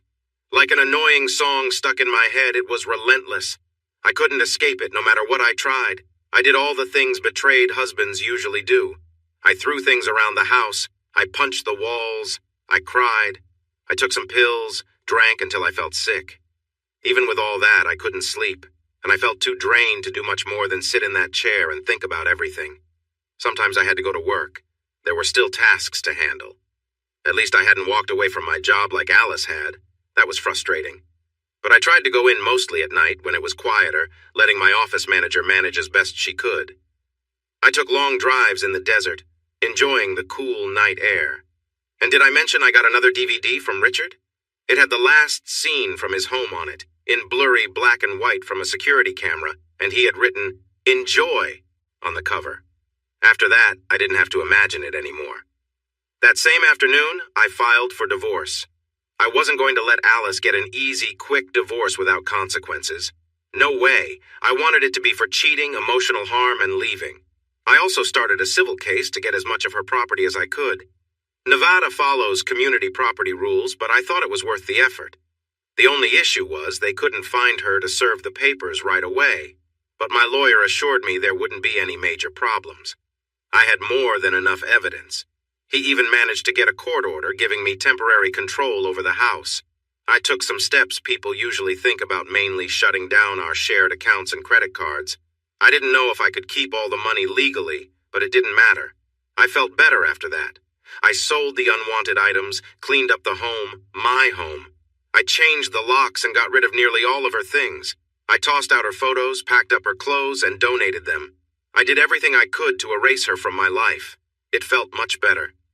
The bad dreams stopped. I started working again.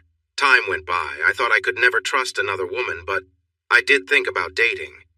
Then Alice came back. Alice showed up.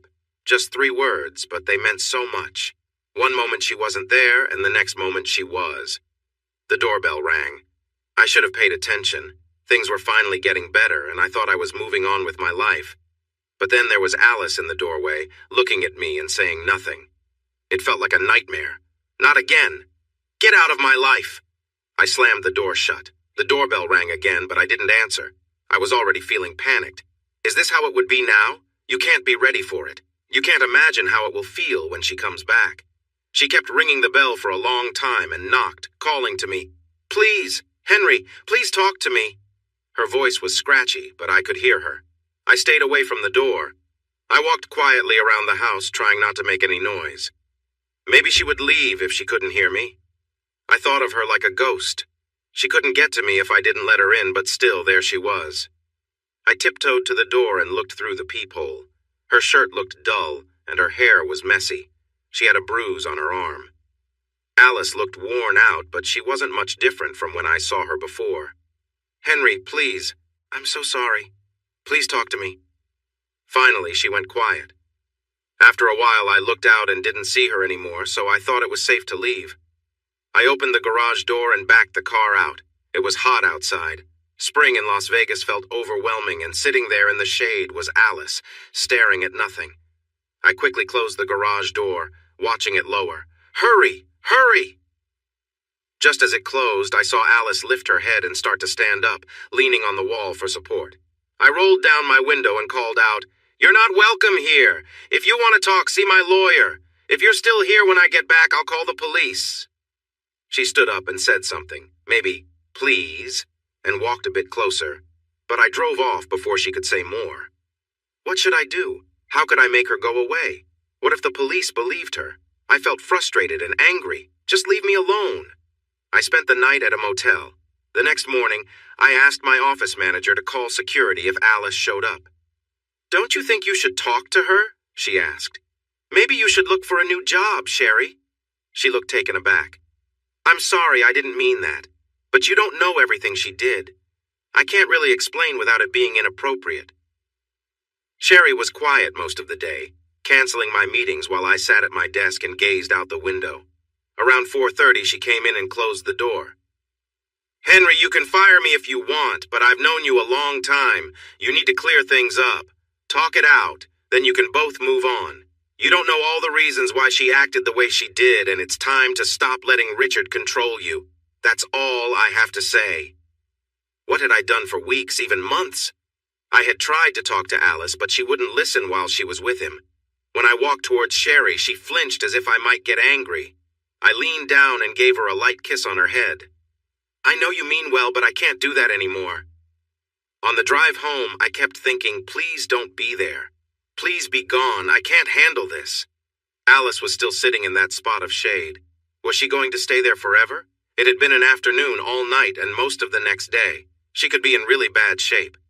When I arrived, she slowly got to her feet, so she was alive. I wasn't sure if that was good or bad. I parked and closed the garage door. She didn't ring the bell, but when I looked through a side window, she was leaning against the wall, her face hidden in her hands. She looked sunburned. What should I do now? I filled a large glass with water, walked to the door, opened it, and held out the glass. Here. It took her a long time to reach me, even though she was only a few steps away. She took the water and gulped it down quickly. I took the glass back, and our hands brushed against each other. Stay here. I closed the door, went to the sink, filled the glass again, and returned to her. She paused once for air while drinking. After I took the glass away again and closed the door, I opened it a third time and stood in the doorway. What do you want? She hesitated, trying to find the right words. She made a soft, sad sound but had no tears. Finally, in a small voice, she said, I'm sorry. I held the door and looked past her at some cactus. Please, I'm so sorry. Please help me. Go away. Let me come home. I'm sorry. Alice's voice was barely a whisper as she started, but then fell silent. You can't stay here, I told her firmly. For a moment she said nothing, just stood there, hesitating. I wondered if she'd say anything at all or simply wait for me to give in. I don't have anywhere to go, she finally said. Then find a place, I replied, frustration building. She looked down, her voice trembling. I don't have any money, no job, I don't have you. I don't have anything. She began to sob, her voice catching in her throat. I knew what was really bothering her. She didn't have Richard Moriarty. Then go to Deb's, I suggested, but her tears only came faster and she didn't bother wiping them away as they fell. She won't speak to me, she said, her voice barely audible. Why not? Just because you left me? She shook her head. It's more than that, please, Henry. Listen. When I was with him, he had this idea. He wanted me to involve her. I tried to talk her into it, and I ruined everything. She buried her face in her hands, her shoulders shaking as she sobbed. What have I done? How could I do it? I'm so sorry, Henry. Please forgive me, please. So after all this, you come back to good old Henry, I said bitterly, hoping maybe I'll just forget everything? But she kept crying, her words broken and shaky. Finally, she looked up, pleading. Henry, I know you hate me. I did awful things to you, but I need help. Just for a little bit. A few nights, that's all. Please, Henry. I'll do anything, just please. I hesitated, anger simmering as I took in her desperation. Why didn't she ask Richard for help? No doubt she'd tried, and I could only imagine how he'd reacted. As I stood there, an idea came to mind, something that felt like justice in a small way. Fine, come in. I have something to show you, I said, leading her into the den. I put a DVD into the player and turned on the screen. Watch this, Alice. She looked uncertain, wiping her eyes, but when she realized what it was, she gasped, covering her mouth. No, not that. Please, turn it off. Why? You were the star, weren't you? I thought you'd want to see it. She shook her head frantically. No, please. Not so fun to watch now, is it? I said, my voice hard. Please, Henry, don't. I felt a surge of anger. And now you want me to be your safety net? After all you did, you have the nerve to ask me for help? She was crying harder now, desperate. Please, just let me stay for a little while. At least you didn't pretend you loved me, I said, the words sharp with bitterness. Without thinking, my anger erupted, and I slapped her across the face. She gasped, stumbling back, her hand over her cheek. As she turned back to me, I saw the red mark left behind, mirroring the hurt she'd caused me in so many ways. Henry glared at Alice, his anger boiling over. You said you'd let me do what I want. Well, this is what I want. He raised his hand and struck her across the face, feeling a rush as she cried out, both pleading and shielding herself from him. Please stop, she begged, trying to protect her face with her arms. He pulled her hand away. You'll get what you deserve, he said, his voice cold. She gasped in fear, but he wouldn't relent. Fueled by anger and frustration, he was relentless in his words and actions, forcing her to comply. As she tried to comply, trembling, he watched her closely, his anger overtaking all else. But as the moments wore on, Alice's pleas grew weaker, her breaths became strained, and she whispered, I can't breathe. Only then did he pause, noticing she was struggling to catch her breath, and that tears had started to run down her face. In that instant, something within him shifted. He stepped back, taking in what he had done, and a sense of shame began to seep in, clouding the anger that had felt so consuming only a moment before. He watched her struggle to regain her composure, but the weight of his actions began to settle on him. He turned away, leaving the room in silence, his thoughts spinning as he grappled with the anger that had led him to this moment. I realized she'd gone silent. No sounds, no movements. I let go of the belt and looked at her closely. Her arms had dropped, and she didn't react. I lifted one of her arms, and it fell limp. She was barely responsive, just making a soft, faint noise. A disturbing thought crossed my mind, but something else interrupted. My hands were shaking, and sweat covered my forehead. My pulse was racing. Anger and frustration washed over me, but they didn't bring the satisfaction I thought they would. I kept thinking she would try to escape, to fight back. But she hadn't even tried. Why? A strange feeling gnawed at me, and doubt started creeping in. I tried to push these thoughts away, but they kept circling back. She hadn't run. She hadn't fought. I wanted to ignore it, to hold on to my anger, but something shifted in me. The room felt heavy. A wave of dizziness hit me, and I had to sit down. I couldn't understand this feeling. It was like the fury that had fueled me was gone. I tried to think clearly, to focus on what I was doing, but nothing made sense anymore. My anger dissolved, leaving me with an emptiness I didn't recognize. After a moment, I pulled myself together and went to the bathroom. I splashed water on my face and took a deep breath, trying to steady myself. When I came back, I found her lying there, barely moving. She made small, quiet sounds, and I wondered if she was awake. Crouching down, I touched her gently, trying to understand what had happened. She opened her eyes wide and cried out, "No more! Please don't! Please don't!" She moved back until she bumped into the coffee table, then curled up tightly like a small ball. She looked at me in fear, her breaths short and shaky as she begged, "Please don't! Please, please!" She started to cough again. "How much do you have to ask before it matters?" I raised my hand to show I meant no harm and slowly sat down on the carpet. "I promise I won't hurt you again," I said softly. I sat for a moment, unsure of what to say. "I promise." I moved toward her slowly so I wouldn't frighten her. I gently placed my hand on her arm, trying to comfort her while I looked at her injuries. "I promise. It will never happen again. I'm sorry." I couldn't believe how many times I had hurt her. Most of her injuries were just marks, but some had bled, and I feared more would start bleeding. "Stay here, I'll get some bandages." I focused on the task at hand, trying to push away my guilt. I was a monster. One thing at a time, I told myself, but deep down, I knew there was no right path forward. Alice trembled as I helped her lie down on a beach towel. She shivered while I cleaned her wounds and bandaged them. I asked her to turn onto her stomach so I could tend to her back. I spoke softly to calm her down, and she became a bit less nervous, but she was still shaking. She watched me carefully and responded to what I said, though she didn't speak. Her left cheek and lips were swollen. I had done that to her. I went to get an ice pack, which made her shiver more when she pressed it against her face. When I saw Alice, I felt regret rather than excitement. I saw the injuries I had caused. I avoided any contact that could be seen as inappropriate or harmful. Now she needed clothes. That was the next step.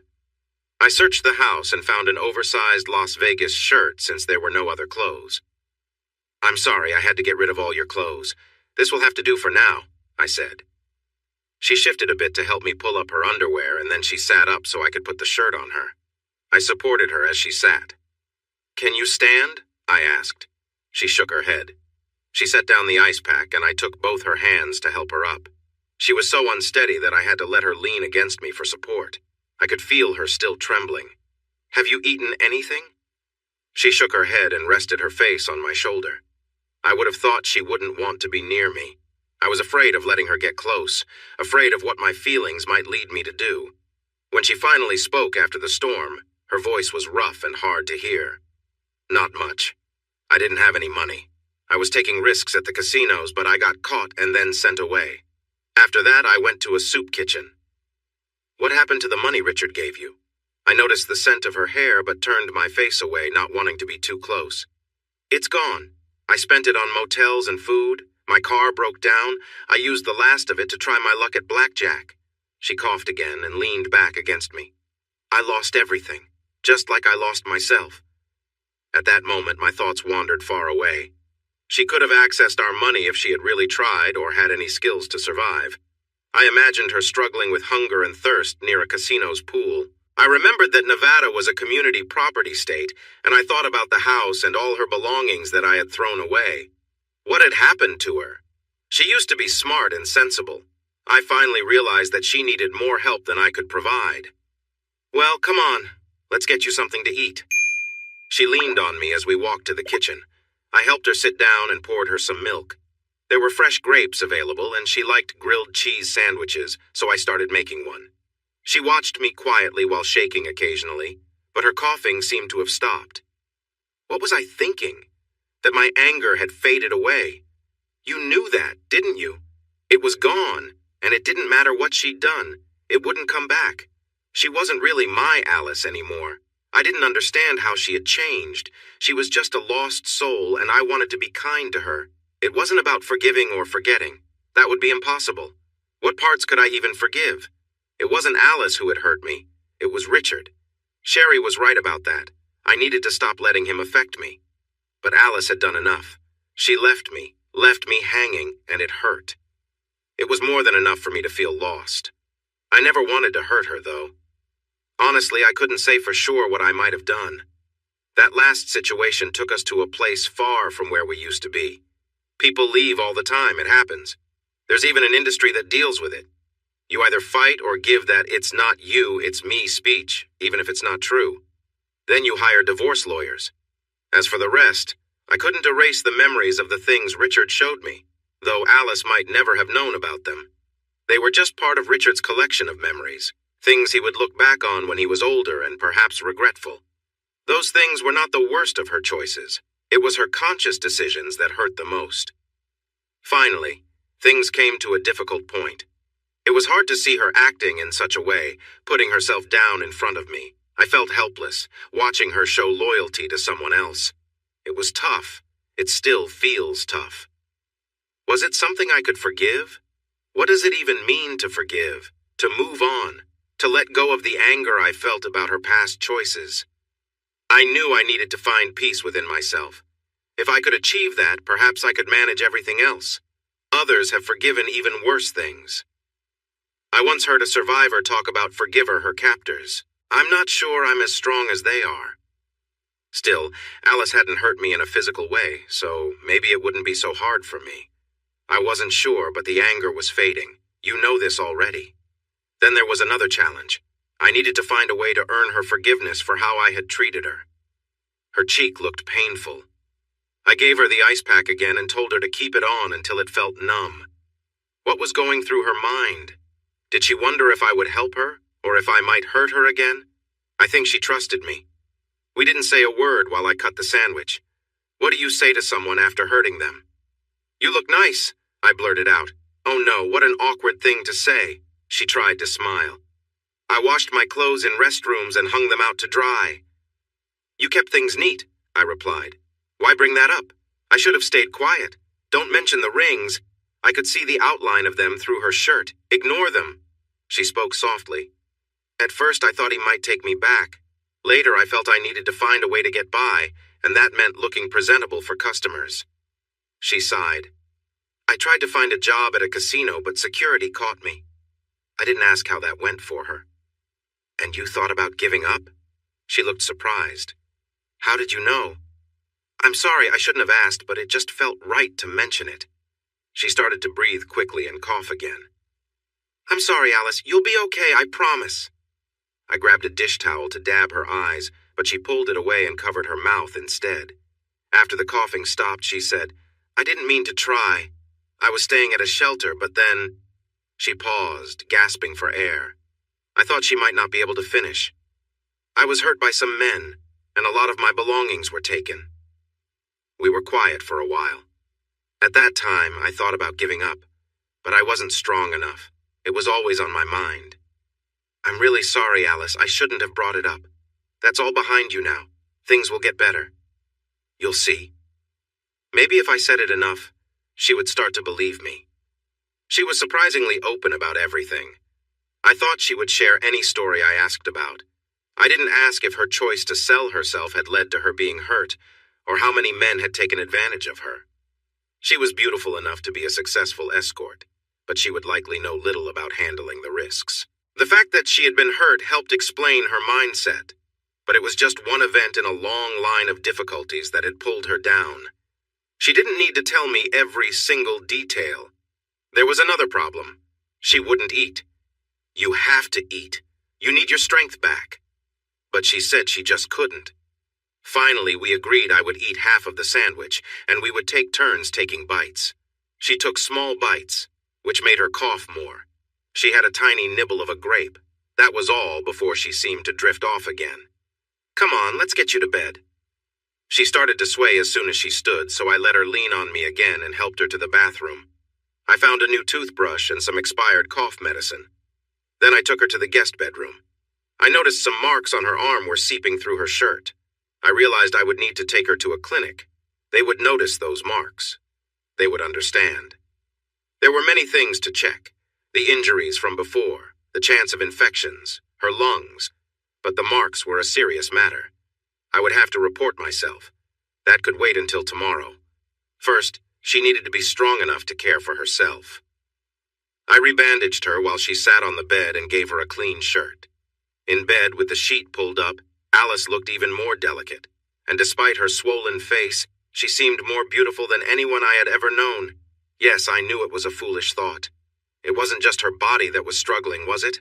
It would be easy to pretend I was a knight rescuing a damsel. Fool! We both needed time to heal. She wasn't even really mine, though I felt responsible for her suffering. She took my hand as I stood. Henry, the reason I didn't say I loved you. I stood above her, holding her hand. It's because I don't have the right to say that, not now. I can't put that on you. I could see she was about to cry again. My Alice? No, I keep reminding myself she wasn't truly mine. I sat back on the edge of the bed.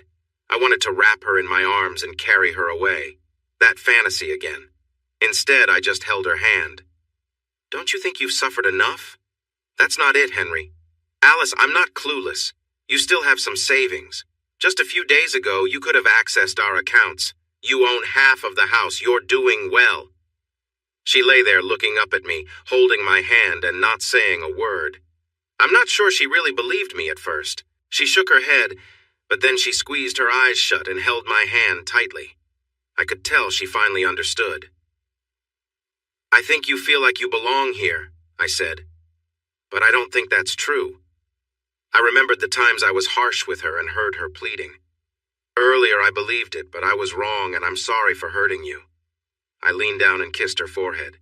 It felt soft against my lips. I knew I wouldn't do that again. It's okay if you don't feel love for me. We'll work this all out. I needed to leave quickly. I didn't want to show weakness in front of her. There was nothing else to do now. I just had to wait. Alice was with me, but I felt alone. I switched through TV channels, picked up some books and magazines, then tossed them aside. I tried surfing the web, poured myself a glass of scotch, and left it untouched. I paced back and forth, thinking about driving through the desert again. But if I did, Alice might need me at night. So I continued pacing, sipping the scotch briefly, then putting it down. I kicked at the books and switched channels again. I took a navel orange from the refrigerator. It was cold and refreshing. I remembered how something similar had reminded me of her before. Why had she stopped wanting me around? I shouldn't think about that. It's part of everything that's happened. I took a quick shower, brushed my teeth, changed into shorts and a t-shirt, and stepped out onto the porch to clear my head. This was where Alice had stood for so long, feeling lonely and sad. I knew she was scared to reach out, but in her mind, I was her last hope. The desert air was filled with a sweet scent of blooming flowers. We were far from the casinos, and the stars twinkled brightly. My thoughts raced. I should call my lawyer before heading to the clinic. That made sense. Or maybe I could call Mickey Edwards. He might help me get out quickly so I could gather some clothes for her, something she could wear when she went to find proper things. How long would she stay with me? After all, it was her house too. Everything felt complicated. It might be better if I found her a small apartment, and I should think about fixing her car. I'm sure she'd need some support. Wait, there was a shooting star. If only I believed in wishes, I'd hope for something good to come from all this. I inhaled the desert air, wanting to keep the memory of it with me. I'd miss it if I ended up in jail.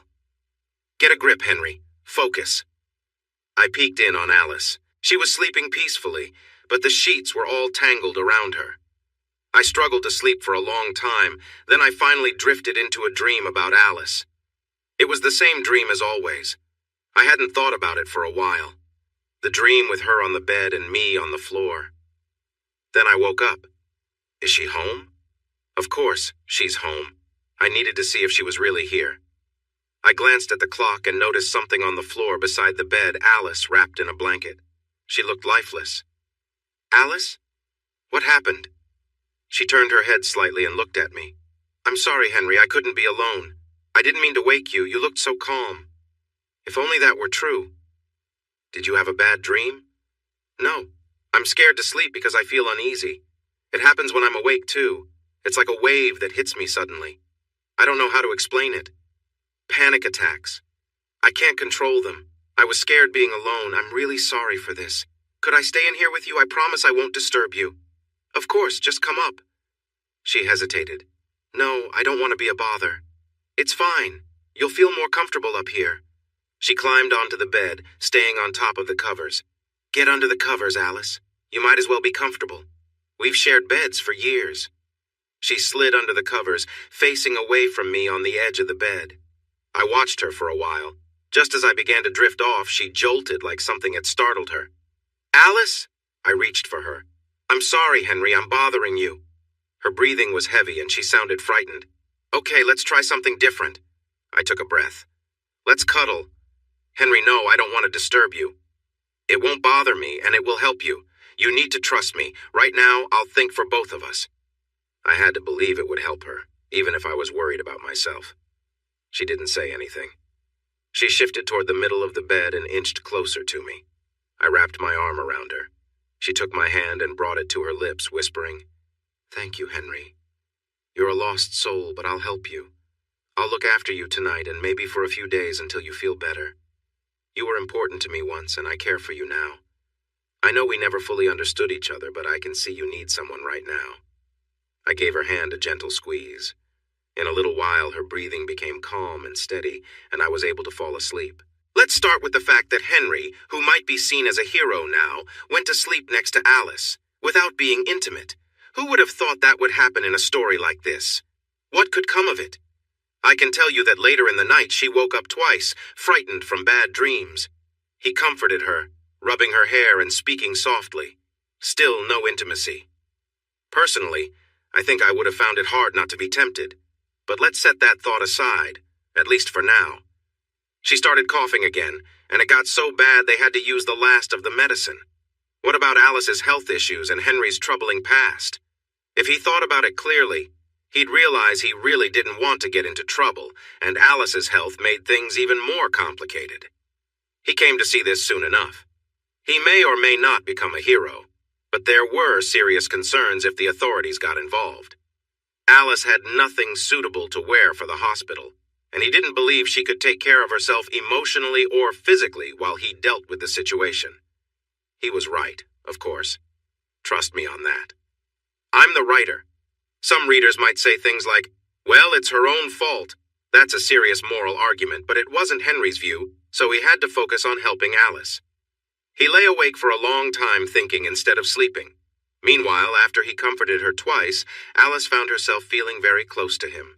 Or maybe she was falling for him again. But don't think you know where this is going. Don't jump ahead. Personally, I wouldn't trust such quick feelings, but they felt real for her. Even she realized there were issues, and she thought to herself, I can never tell Henry that. I might agree with her, and I wouldn't want this to turn into a typical romance story. So let's put that aside for a moment. Things will sort themselves out one way or another. Henry woke up around 8 and called Mickey Edwards. Alice was still asleep, and her breathing was not sounding good. Mickey might still be sleeping too, at least in stories. Private investigators often work at night, but he seemed like the best person to contact first. His wife, Maria, answered on the third ring. This is Henry Jekyll. I'm sorry to call so early, but can I speak with Mickey? It's about my wife, Alice. We need help, quickly. Oh, right. The Richard Moriarty case. Maria's response surprised Henry, but you and I know that spouses often know a lot about each other's work. He's out on another case right now. I can pass a message to him. Please tell him it's important and that she needs medical attention. Wait, stop. Is this an emergency? No. But we need some help. Mickey called back in 5 minutes. Henry, before you say anything, I'm going to ask some questions, and you just give me the main points. Don't mention anything about what you might have done. Got it? Okay. Is Alice hurt badly? No, but wait, I'm not completely sure. I know she needs medical care. What kind of medical care does she need? She came to the house on Thursday. I let her in yesterday. She's been hurt and has trouble breathing. She also has a bad cough. It might be pneumonia. And for some reason you haven't taken her to the hospital yet? Mickey, if we could, we could use a little more privacy. Come on, Henry, be honest with me. If it's serious, hang up and call 911 right now. It's not an emergency. Trust me. Don't mess around with this. Are you sure it's not critical? It's not, but she needs a doctor. You're at home. Yes. And she's okay for now? Yes. I'll call you back. And you better be telling me the truth, or I'll contact the police so fast you won't see it coming. Soon after, a doctor will visit. The service won't be covered by insurance and will be costly. Henry. Okay.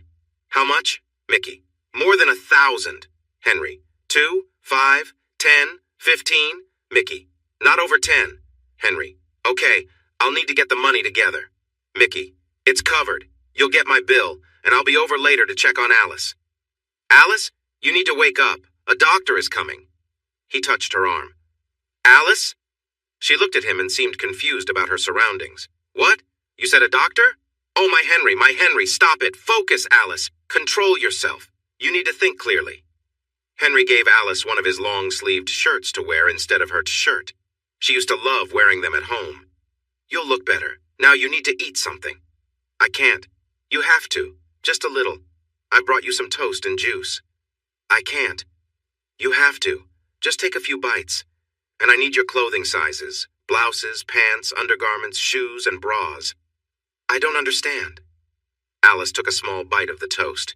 I'm getting you some basic clothes until we can do proper shopping. I don't understand. But she was waking up. Sherry, it's Henry. I'm sorry to call on a Saturday morning, but we need some help. Did I just hear you say we? Want to explain? It's about Alice and me. So she's at your place? Yes. You finally let her in? Yes, I did, but she's in bad shape and a doctor is coming over.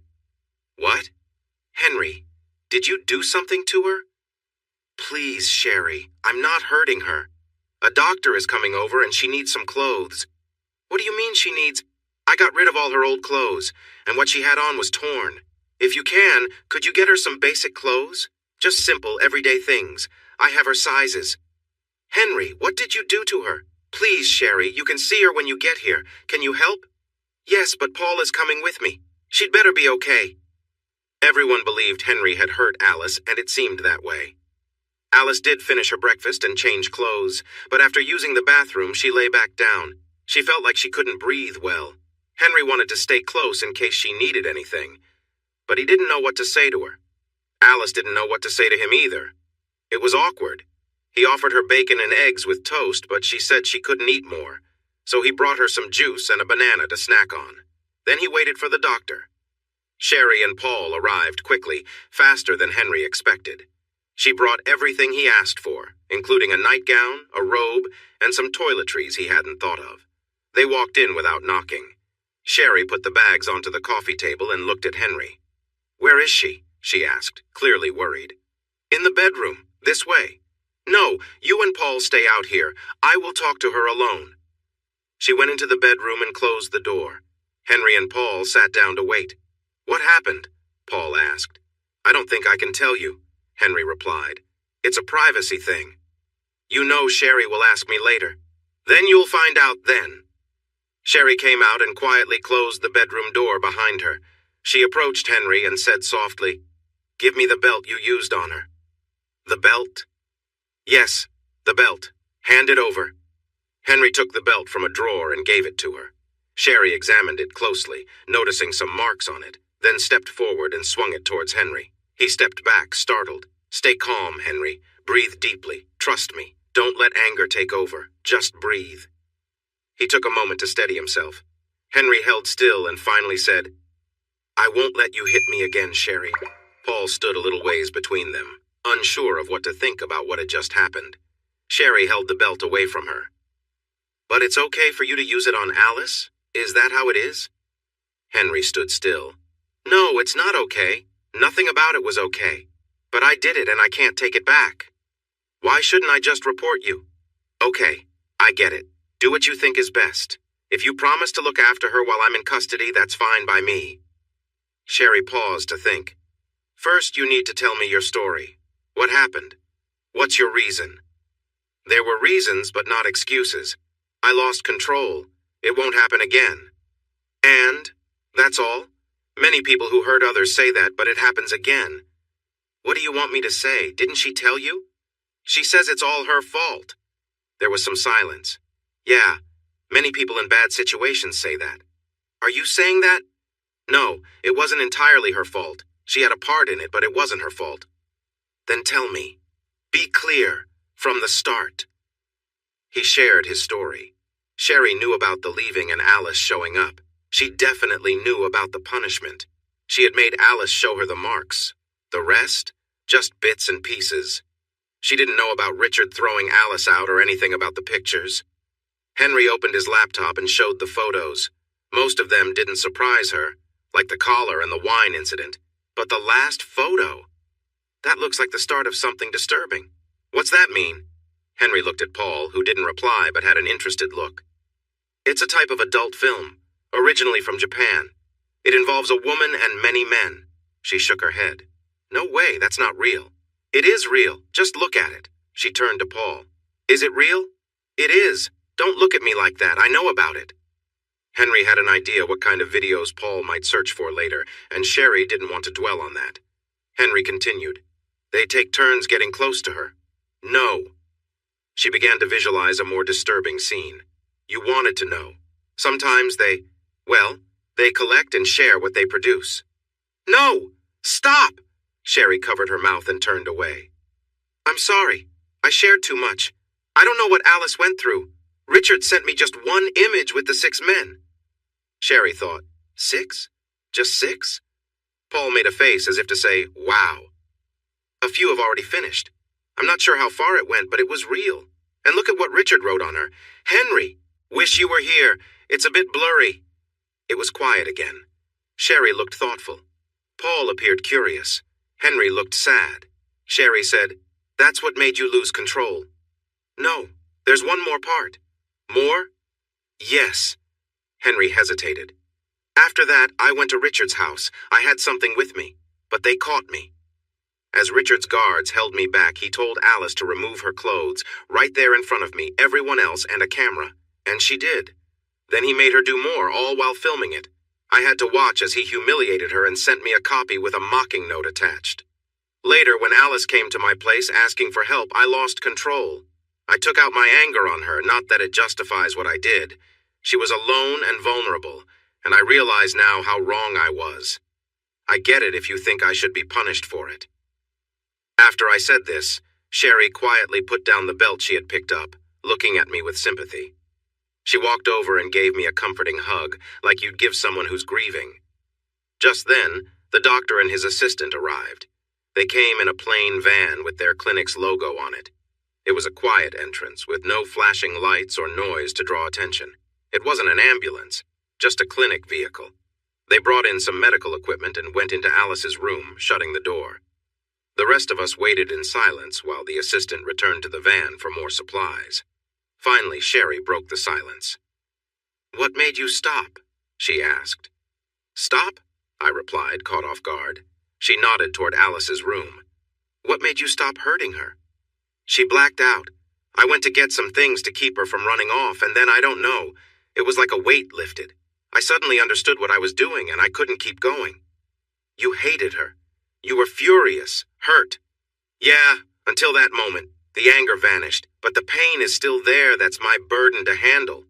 And you chose to help her after that. I had to. I was responsible. Even with what she did to you? That's her own issue to deal with. I think she's looking for forgiveness. I'm okay with that. But I need to find forgiveness too. From whom? What? She smiled gently. Not from Alice. She thinks you're some kind of hero." Hearing that, Henry managed a faint smile. It was unexpected, a small relief, even if he couldn't quite believe it. They say people often stay close to the ones who hurt them, don't they? So who else needs to forgive you? The state of Nevada? Not them, no, but I still need it. Who from, you ask? God? No, that's easy enough. He looked up and muttered a quick, "Sorry, Lord." He sighed. "No, I need forgiveness from myself, and that's not easy." I remember how powerful I felt. It felt exhilarating. I can't believe I enjoyed it that much. And that's what I have to live with. It's not just what I did, it's that I loved it. That's what's worse. So yes, me, myself, and I. The nurse passed through the room again. When she left, Sherry spoke up. "Henry, we're not going to turn you in, right, Paul?" Paul nodded. "But I don't think Alice should stay here," Sherry continued. "Not so soon after everything that's happened." "Then can she stay with you?" Henry asked. "She doesn't want to be alone. Last night she kept having terrible nightmares. I had to stay with her." Paul raised an eyebrow. "You slept with her?"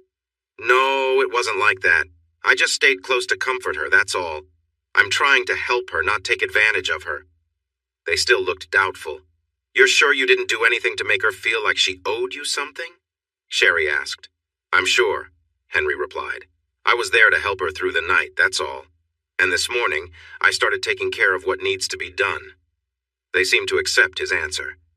Then Sherry brought up something that had been on her mind. "You care for her, don't you?" The nurse came through again. "No, not like that," Henry said quickly. "Not after everything that's happened. I care about her, yes, and I feel responsible. I have to make amends as best I can."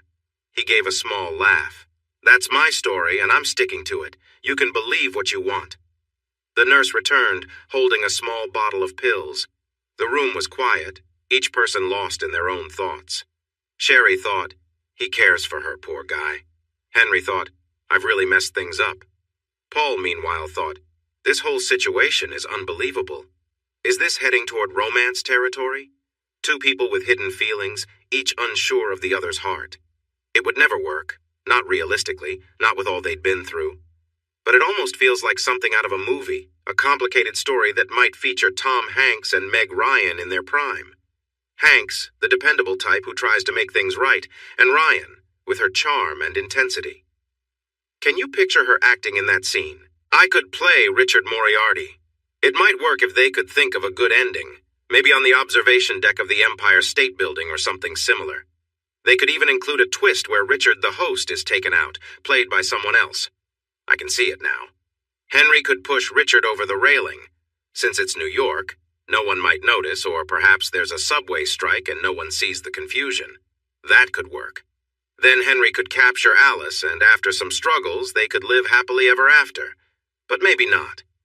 I'm just taking a break here because I'm feeling a bit overwhelmed. Sure, I'm being sarcastic, but it wasn't funny for those involved, except maybe for Paul.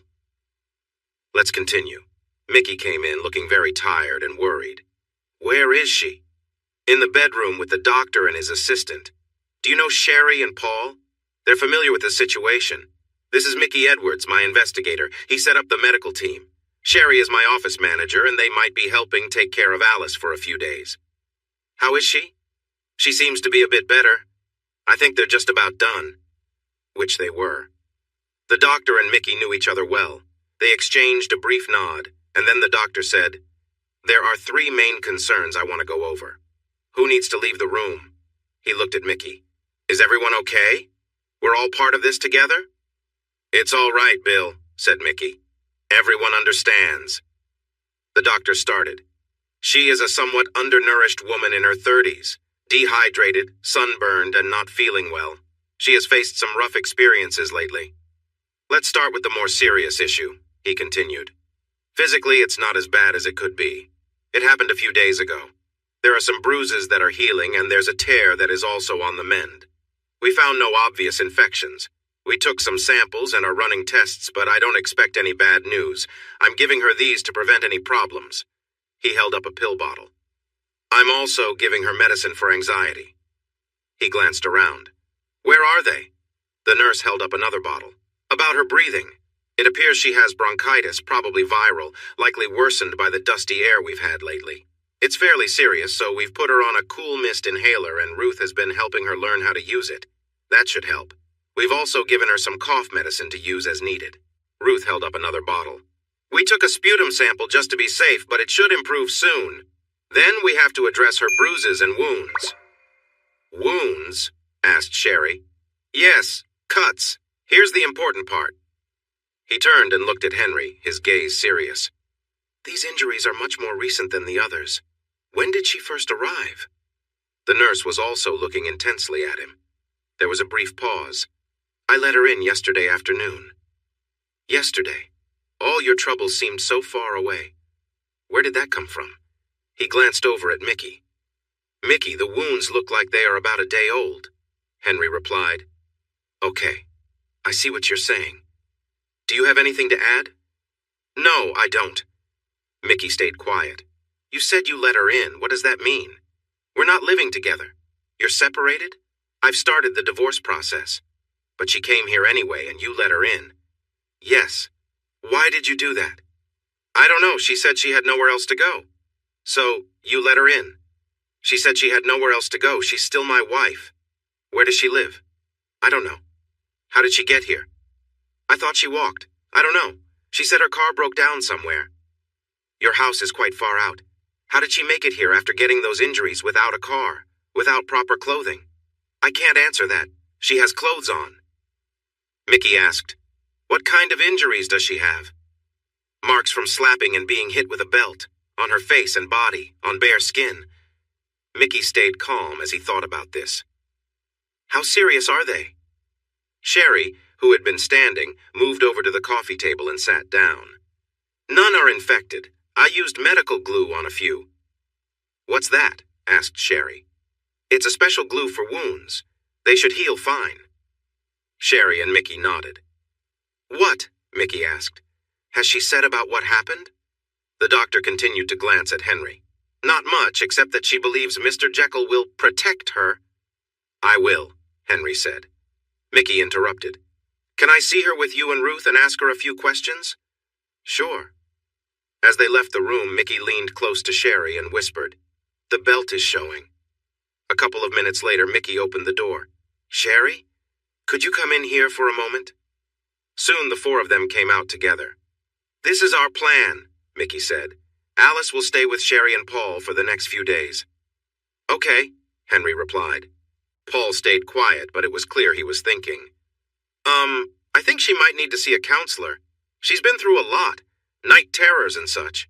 Yes, PTSD. Ruth? The doctor seemed surprised that Henry brought it up. I'll take care of it.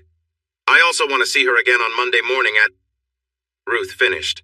I've checked. We have an appointment at 7:30. 7:30 Monday morning.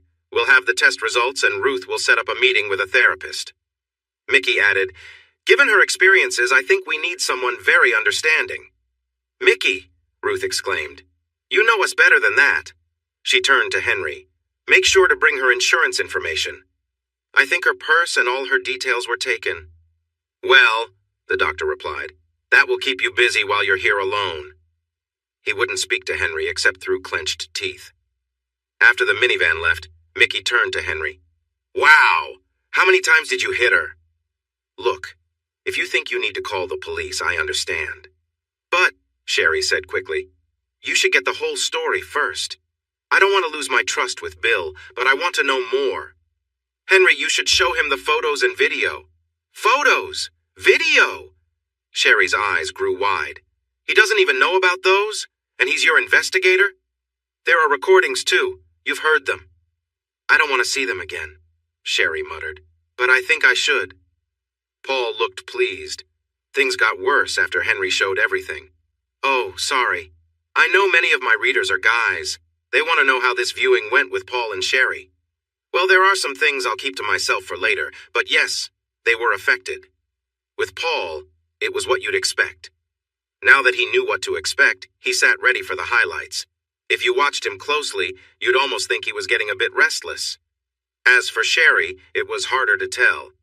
To me, the author, it seemed like seeing it again bothered her. I could be wrong, but her eyelids got heavy and she flushed. She didn't look away from the screen. She even licked her lips once. and she raised a hand, not to her mouth, but just above her chest, keeping it there until it was over. She stared at the screen for a moment after it all ended. Like I said, I might be reading too much into this. And Mickey? He got really frustrated with Henry for not sharing everything he should have. Then it got worse because Alice didn't want to go with Sherry and Paul. Can I stay here with Henry? Look, we promised the doctor. He won't know. Henry turned to Sherry. What do you think? Well, she said sharply, if you don't mind having her around. Calm down, Sherry. It's like she was starting to like him. But I'm bringing you guys dinner tonight, and I'll come by tomorrow and take her to her appointment. Why not just be her caretaker, Sherry? You know Henry can handle everything. Just remember, Paul said, no funny business. He flashed a big grin. Henry muttered, right, but inside he felt an intense frustration. Where's the belt? Mickey asked. It's under the couch cushion. I'll take care of it, Mickey replied. Sherry glanced toward Alice. Could have used it for some good before throwing it away, she muttered. Sherry clearly held some resentment toward Alice, yet she still spent a lot of time helping out, perhaps with mixed motivations. After all, plenty of people face complicated relationships and unspoken feelings, as Sherry and Paul did. On their way out, Paul revealed his real priorities. Those pictures were intense, and the video, he blurted before they even reached the car. Paul, stop it. Is that all you can think about? Can't you see Henry's hurting? Yeah, but I'd be lying if I said I didn't wonder about what happened. Paul, and I bet you feel the same, don't you? You wouldn't mind seeing her get what's coming to her. Sherry was silent for a moment. Maybe I wouldn't, she admitted. But it's because of what she put Henry through. Henry's too soft, Paul replied. They walked in silence, tension between them. Paul eventually put his hand on Sherry's shoulder, trying to lighten the mood, but it was clear there were deeper issues at play. Back at home, Paul moved closer to Sherry, trying to reconnect, but Sherry brushed him off, feeling unsettled by their earlier conversation. The sap. Why am I even talking about this? Is Sherry really that different from Alice? Sherry doesn't agree with what Alice did, but I think she might have been a little intrigued by the pictures. She's stuck with a difficult husband, but they seem to have a good relationship, and that can make a big difference. As far as we know, she hasn't done anything that could be considered cheating. But then again, Alice hadn't either, at least not before. Is Alice really so different? Or was she just unlucky to be picked by someone like Richard? How can you tell? When everyone left, Henry settled into a big chair, looking away from the bedrooms and staring blankly. It's hard to say how long he sat there until he felt a hand gently touch his shoulder. In her other hand, she held a mist machine. Henry, you look really tired. Come lay down. I need to make us some lunch. I'll stay with you. As they began to move, her knees suddenly buckled. He had to guide her to the kitchen once more, and by the time they arrived, her forehead was sweating and her breathing was heavy. She used the breathing device while he watched with concern. Let me help you back to bed. I'll bring you lunch. Can I stay out here with you? Please? Her eyes begged him. Of course she could. He was a softie, after all, or maybe a kind person. He prepared a can of soup for them. Can I ask you something, Henry? Sure. Why are you being so nice to me? He froze. I know you don't like me, but you've been really nice. How can you do that? The conversation began. Henry wasn't ready to talk, but she had opened the door, and it seemed only fair to respond. I don't dislike you, I promise. I care about you. You said you had nowhere else to go. And after how I treated you, I owe you. That's really what it comes down to. Her eyes filled with tears, and she wiped them away. She wasn't trying to manipulate him, she just felt weak. After what I did to you? Alice, that's something I need to move on from. It's in the past. Please don't bring it up again. I just want to focus on getting you healthy. She took a few sips of soup and then set her spoon down. I want to explain how everything happened. I'm worried you might want to get rid of me, but I want to be honest with you. You don't have to. I know I messed up our marriage, so I owe you this. I don't want you to think it was your fault. And here's Alice's story of her mistakes. It's not exactly the same as what she told Henry before, but it fills in the details. Henry understood her well enough and sometimes asked for clarification. To start, I have a big secret. She took a deep breath. All my life, I've been fascinated by the idea of being controlled. I thought about being made to do things against my will. It was a feeling I had for a long time, even before I fully understood romance. I remember when I was 8, my older brother and a friend took me down to the basement to play a game. They wanted me to take off my clothes and lie down on a blanket. They touched me in ways I didn't fully understand. I felt something in my chest that wasn't exactly what I would later know as attraction, but it was intense. Just when things were getting strange, our mother walked in. She comforted me, while my father scolded my brother and called the other boys' parents. She didn't believe for a second that I wasn't forced into it. I never told Henry about this, but I would if he asked about my past. I often wondered if my brother remembered that day. When it comes to my experiences with romance, I have mostly just read. I'd look at stories and pictures. I never really acted on any of it except for being alone. I never guessed. No one ever knew. I read a lot, stories like The Story of O, things like that, like 50 Shades of... Oh, that one was pretty intense, but yes, things like that too. I kept my thoughts to myself. There are many books and movies that explore those themes, but with you, I always felt interested. Our time together was never forced, and I was always committed. I never strayed, except for Richard. I'm really sorry about that. It felt like everything shifted suddenly. Something changed. It was New Year's Eve when Richard showed up with someone else in a way I had never seen before. He brought her out in public. I was shocked. He had her on a leash, guiding her as he acted out fantasies right in front of me. It felt like he was exposing my hidden thoughts to the world. It was infuriating, but I couldn't help feeling a rush of excitement. We ended up having a great night together, and the next day too. Do you remember? Henry nodded. I thought things might calm down, but then he called just a few days later. Henry seemed to acknowledge that. You weren't home. Somehow he managed to steer the conversation to fantasies, particularly one involving me in a vulnerable situation. I didn't even know how it got there. I know, Henry replied. I've heard it mentioned before. What do you mean? He told me about it. The first thing he sent my way? I don't understand. He reached out to me. Tell me how he swayed you. It was part of his plan. I don't get it. It's clear I still have it. If you want, we can look at it later. You can see how good he is. So, yes, I know about it, and I know there was at least one more call. Alice felt her world turn upside down.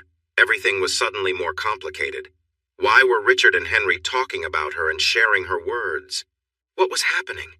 She lost her focus and realized Henry was talking. Alice, I'm sorry. I know some things because Richard tricked us both. I won't keep them from you. Just trust me when I say I know what happened on that call. So, I'll let you speak. But she couldn't focus. Alice felt dizzy and sick. She pressed her hands against her face and soon had to rest her head on her arms at the table, accidentally knocking over the soup bowl. Some of it spilled and she trembled, scared she would be sick, worried about everything. What if she was the joke everyone was making? What if Henry was in on it with Richard? Henry cleaned up the spilled soup and placed everything in the sink while Alice rested. Let me help you to bed. Come on, up. Please don't make fun of me. He was supporting her as they stood. I'm not. I won't hide anything from you, but there's been no time since you got home for us to talk. Okay, can you walk? Do you think you might be sick? Should we go to the bathroom? No? Then just lie down. I'll get the nebulizer. I'll be right back. Slowly, she began to feel a bit better. Her stomach calmed down. Henry thought she might fall asleep, but she wanted to know the truth and needed to share her own truth. There was another call, Henry. She was frustrated thinking about Richard and everything he could do. He called, and I let him take control. He could read me like a book. I had never cheated before in all our time together. I know I keep saying it, but please trust me. He somehow convinced me. I talked myself into it, telling myself that everyone does it at least once. This would be the only time. You would never find out. We planned to meet. At your office, one of the days you stayed late? No. She laughed bitterly. Richard doesn't go to you. You go to him. I got home late that day, but he didn't come to my office. It was at one of his places not far from here. I left early to get there. It was a small spot in a strip mall, close to a Chinese restaurant where she and Henry had eaten several times. The door had a plain business name that Alice later noticed was usually locked. Inside, however, it was a nice meeting space with thick carpets, lovely furniture, and soft lighting. There was soothing music playing, like that in a spa. I expected something different, maybe like a scene with his assistant, Alice said. Diane, Henry replied. Yes, her, I never met her, but I thought it would be like that. Instead, it was completely different. There were two women there, Juliet and Justine. Those probably aren't their real names, Henry said, thinking. I know, Alice said, looking down with a smile. I've read a lot in my spare time, but those were the names they always used. Juliet and Justine were there to greet her. One was tall and blonde, while the other was shorter with dark hair. They both had strong accents. They took Alice's arms and led her into the main room, which looked like a cozy home theater. Richard was sitting in a large leather chair. He stood up to greet her. She didn't remember everything he said, but she recalled seeing someone with red wine on a silver tray. She was served first, and she didn't see anyone else there. Richard introduced her to Justine and Juliet, commented on her looks, and asked how she felt. He told her that if she wasn't ready for what was coming, she should leave now. Alice felt nervous, but said, I'm ready, Richard. They finished their drinks. Good. Those will be your last words unless I ask you to speak. Nod if you understand.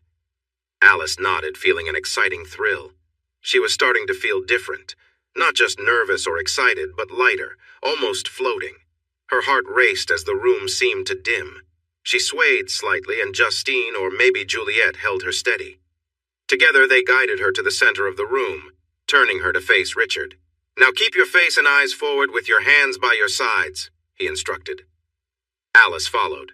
No, he chuckled. You don't need to be so formal. Just keep your eyes forward and hands at your sides, that's right. He paused for a moment. Now please take off your shoes. She did so, feeling a bit unsteady. Juliet took the shoes and placed them away. Good. Now your skirt. Alice unfastened her belt and worked to lower her skirt. She struggled to focus without looking down. Did I say you could look down? She heard Richard say. She almost apologized, but instead looked straight ahead and continued to slide her skirt down, feeling a mix of emotions. One of the women took the skirt away. She could sense they had folded something and placed it away, but she couldn't see. Your blouse. That was simpler. Then he gave her a more challenging task. I see you're wearing tights. Please take them off. Girls, find her a stool to sit on while she does this. Once her legs were bare, he had her stand again. No more tights. Next time wear stockings with a garter. Nod if you understand. After she nodded, he said, Now you're dressed just like any woman at the pool, right? She nodded again. The feeling in her chest was steady. She was also aware of a fluttering sensation. She felt faint, as if she wasn't fully there, with only Richard's voice and the hands of the two women grounding her. She didn't share every detail with the readers, not every single one. But Henry understood what was happening. He wondered, why is she being so detailed? Does she really think this will make anything better? But he stayed quiet because he was always polite, except when he wasn't. He hoped this would help her. I listened because it was an interesting story. A woman's struggles can be quite engaging to hear. Would I feel the same if she were my partner? I'd have to think it over, but maybe. At this moment, Henry started to suspect that Richard had added something to Alice's drink. Was it something like MDMA? But why would he do that? She was already vulnerable. By the end of the first phone call, she seemed lost. She surely felt lost by the time she arrived at this place. She wouldn't have turned back then, even if she felt nervous. So why? Maybe it was just to ensure there were no last-minute issues, as Richard liked to plan carefully. Henry thought that perhaps he wanted to give her an extra boost, something to help her go further than just stepping away from her usual routine for a day. Who knows? He was thinking out loud, but he was smart enough to connect the dots. Richard spoke again, and Alice listened. Unhook your bra, but don't take it off. Good. Now close your eyes. She did as he asked.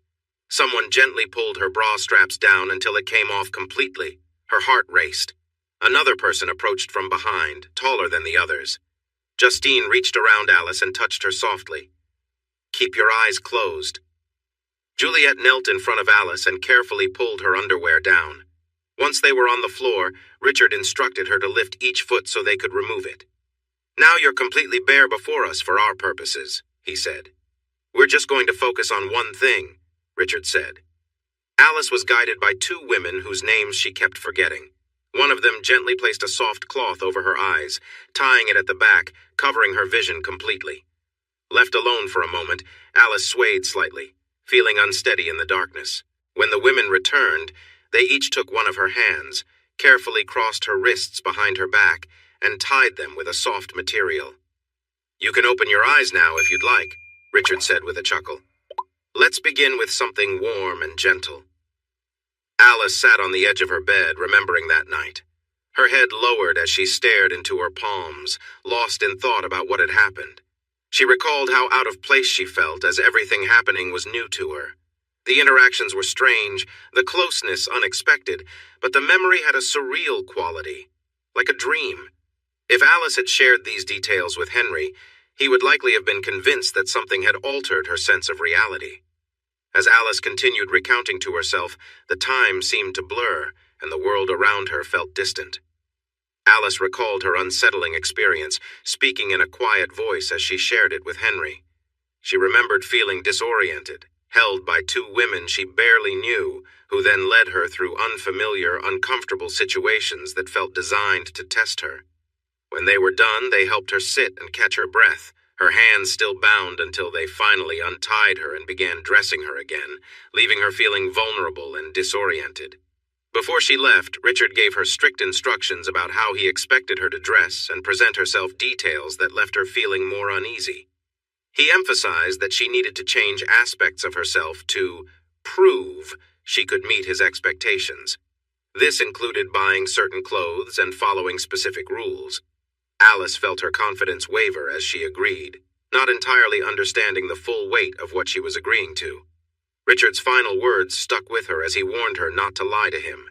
He implied that she could choose either to meet his expectations or regret missing out on something important. He then left without further explanation, leaving Alice to process what had happened. Justine and Juliet led her to the door, returned her belongings, and watched her leave, offering no comfort. Finishing her story, Alice looked down, as if still lost in the memory. Henry, absorbing what she had said, asked, "Did you see Justine and Juliet often after that?" "They were around a lot," Alice replied. "Richard wasn't always there, so they looked after me. They had instructions." Henry hesitated. "So you just went along with it?" Alice paused, searching for the right words. "Yes.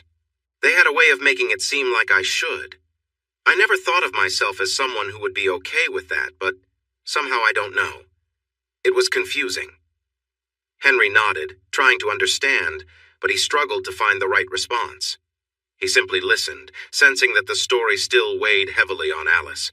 How did Alice get home that evening? Not well. At one stoplight, the car behind her honked to get her moving. She almost missed another light. She came down from her high and felt flat, even dull, eventually sad. The bright lights of Las Vegas now seemed gray. She didn't want to go into the house but stayed in the car, pretending to listen to the news while really replaying her afternoon.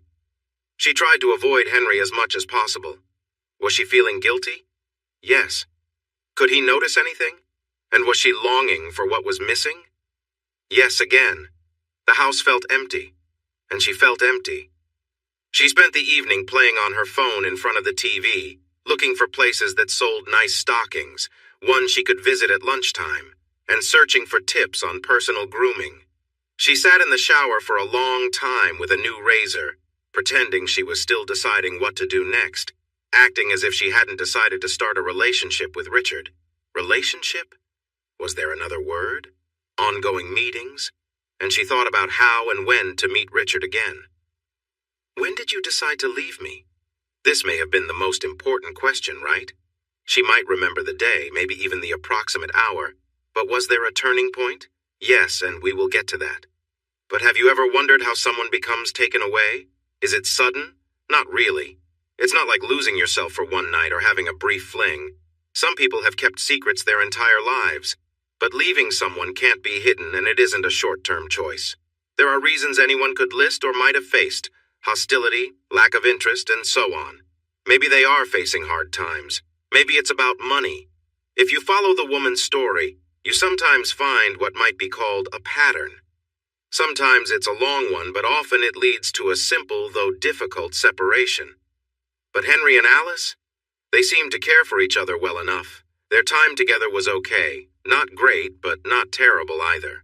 You just heard Alice say she had never cheated before or done anything to make Henry concerned, and since she was being open, we might as well trust her. They should have been fine, except she had a personal weakness, one that is not too rare, and a man who could take advantage of it. I didn't plan it. That first time just happened. Then I knew. It was going to keep happening. Richard swept me off my feet. He swept her off her feet. You might be wondering if she really used such a romantic phrase. Yes, she did. It seemed like she wanted to throw something in Henry's face about the romance of what she did. But she didn't. If you need more proof that she wasn't thinking clearly, that helps make the case. She simply didn't think the words through. Richard swept her off her feet, indeed. But it's true. It felt like a storm had taken hold of her. Richard was quite a character. Successful? More like wealthy. And influential.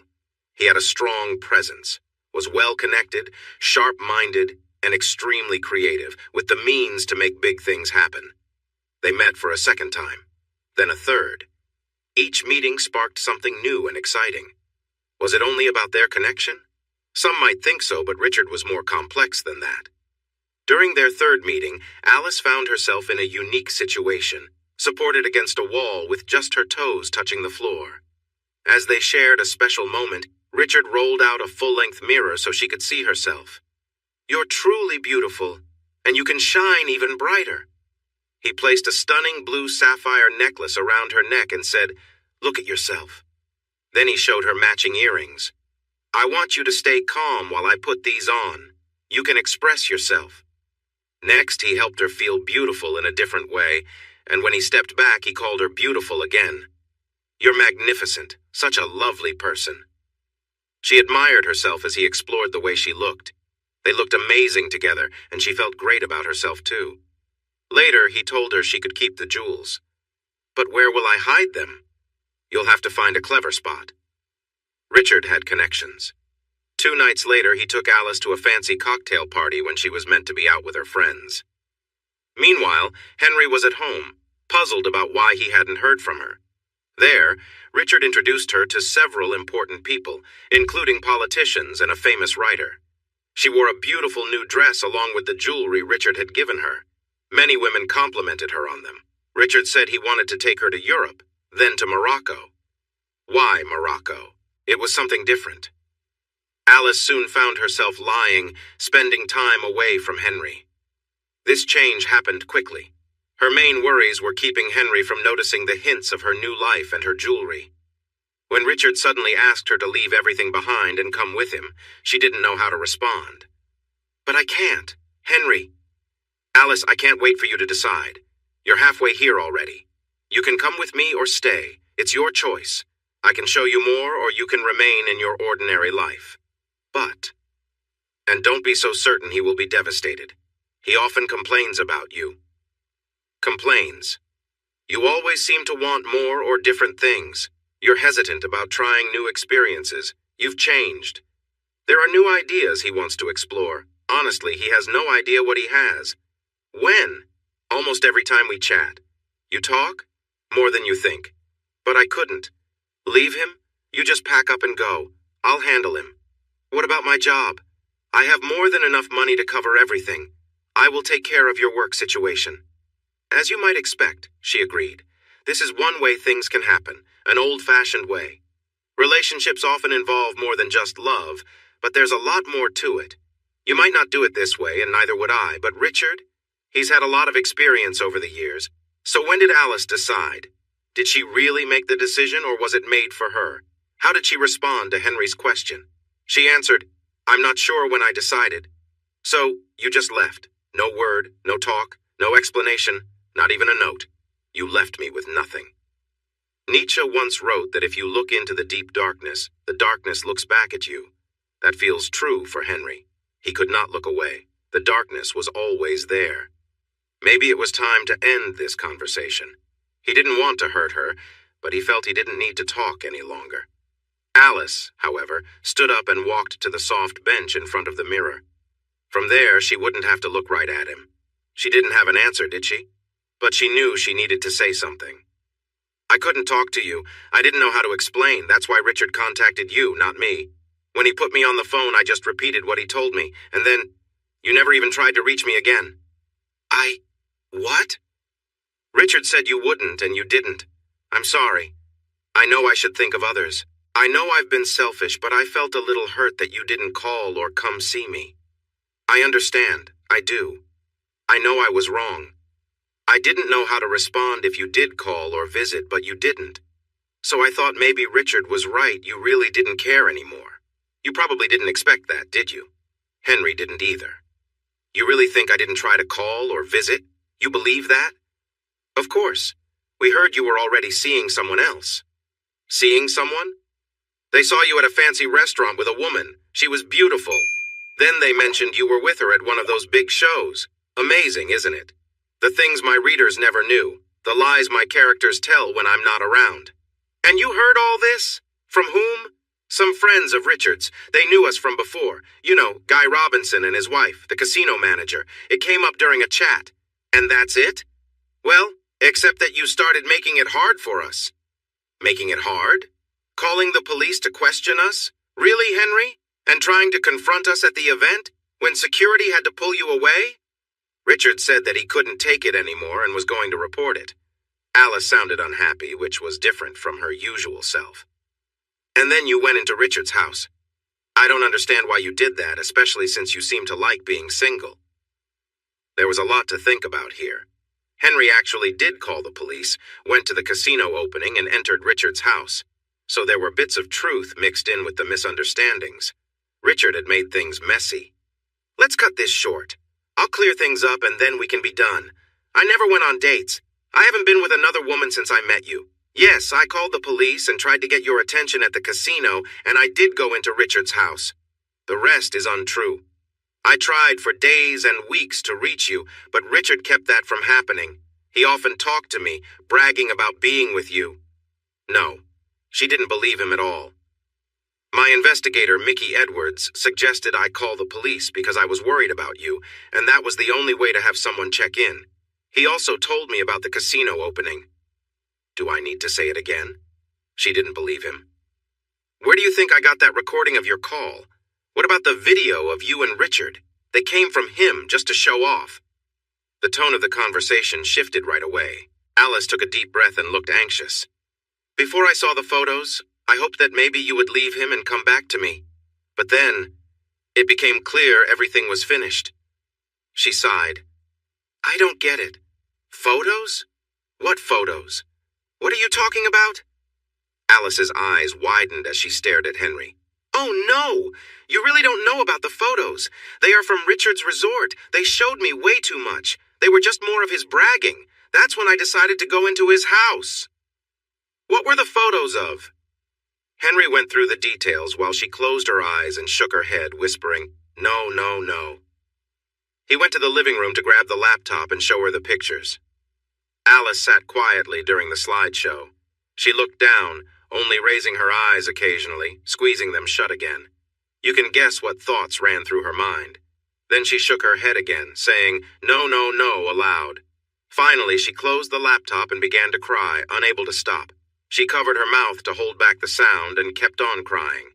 Henry handed her a box of tissues, but let her express her feelings without interruption. It took some time, but she finally calmed down enough to speak, even if it was still between her tears. Oh, Henry, I'm so sorry. I believed everything. I never understood. How could I? I didn't know you cared. I thought everything was true. How could I be so foolish? I'm a fool. She began to cry again. I'm such a fool. Yes, you are, my dear. Yes, you are. Henry pulled over a chair and sat in front of Alice. He gently held the hand that wasn't wiping her eyes. She didn't look up, but she gripped his hand tightly while she gazed blankly, lost in her thoughts. Once Alice was calmer, Henry wanted to ask her something. Why did you come here, believing what you did? After I had that gun, weren't you scared I would hurt you? Alice looked up, confused. What gun? She sniffed. The one I had at Richard's. A gun? Yes, a pistol, a Glock. I never saw any gun. It was right there, pointed at you. She shook her head again. A gun? All I remember is you and the bodyguards in the doorway. Then they tackled you. She stared at him for a moment, then took a deep breath. Were you really going to hurt us? You? Henry shrugged. Richard? I might have, but it seems I'm not very good at these things. She started coughing and had to use her inhaler to ease it. Maybe it would have been better if you had. Then I wouldn't be causing so many problems. Shh, don't think like that. But aren't you scared of me? She shook her head again. No, I'm not. I'm always afraid, especially after what happened to me. She squeezed his hand. But I feel safe with you. At this, Henry couldn't help but laugh. Then you're really silly. And Alice laughed too, but she held on to his hand and soon their laughter faded. Henry had many questions.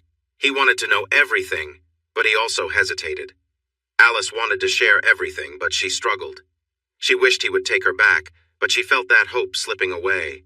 She hadn't fully understood her own situation. Henry had his own mixed feelings. He wanted to be close to her, but also wanted distance.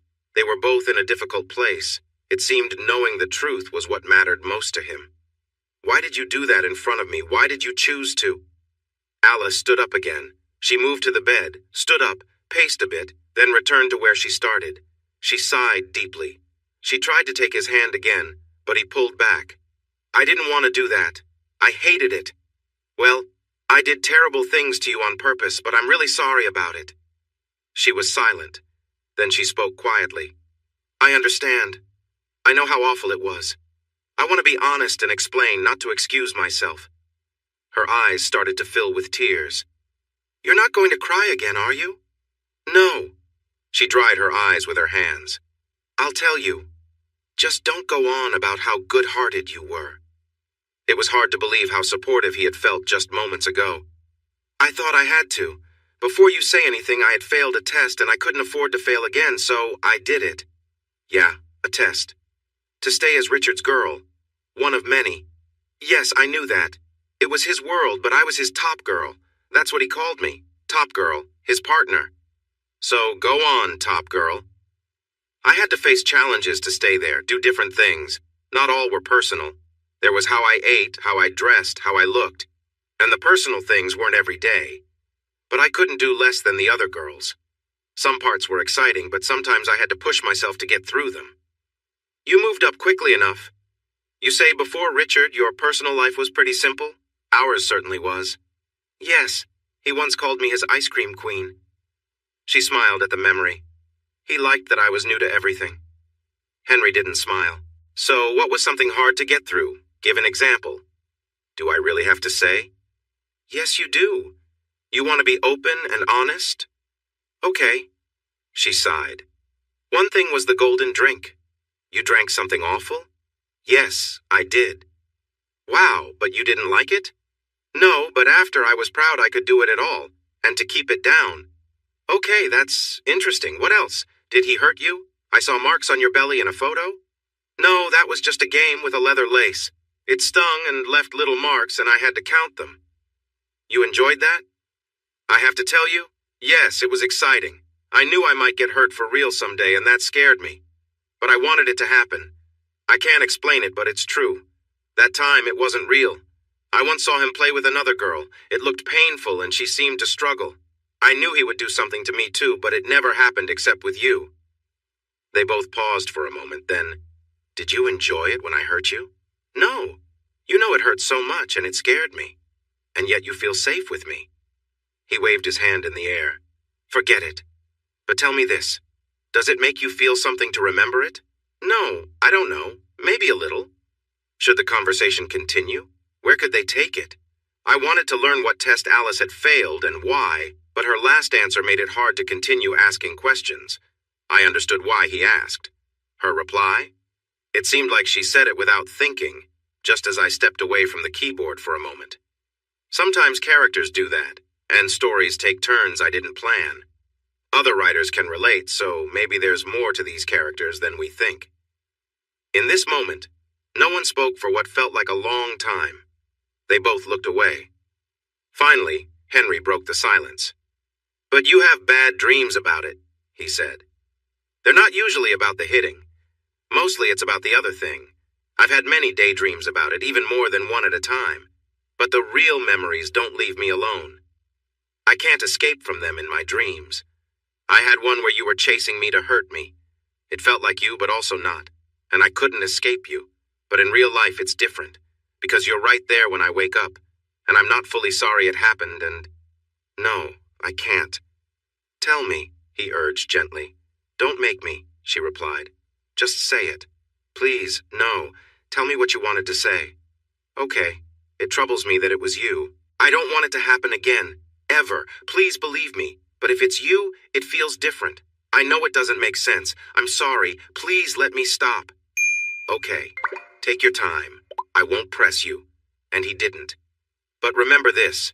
Maybe it's easier for you to think about me being that way again because I won't. I can't guarantee your safety with me, but you are safe from me. The others? Not so much. As I said, Henry is a pretty smart guy, but come on. Ask her about the test she failed. But oh well, it was too late. Sherry showed up with dinner. Sherry hardly talked to Alice except to urge her to eat, and she was good at that. With Henry, she was a different person, talkative and cheerful. They chatted about work, planning for how the assistant manager would take care of things that Monday.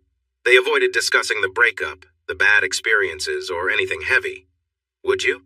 This limited their conversation quite a bit. And frankly, as you've likely guessed, she didn't want to talk to Sherry her words, not mine. When Sherry looked from Henry to Alice, her expression would change, freezing for a moment. Alice didn't say much, but she had time to observe. However, it was Sherry who spotted the small red stain on the front of Henry's shirt. Is that where I hit you? Did I hit you that hard?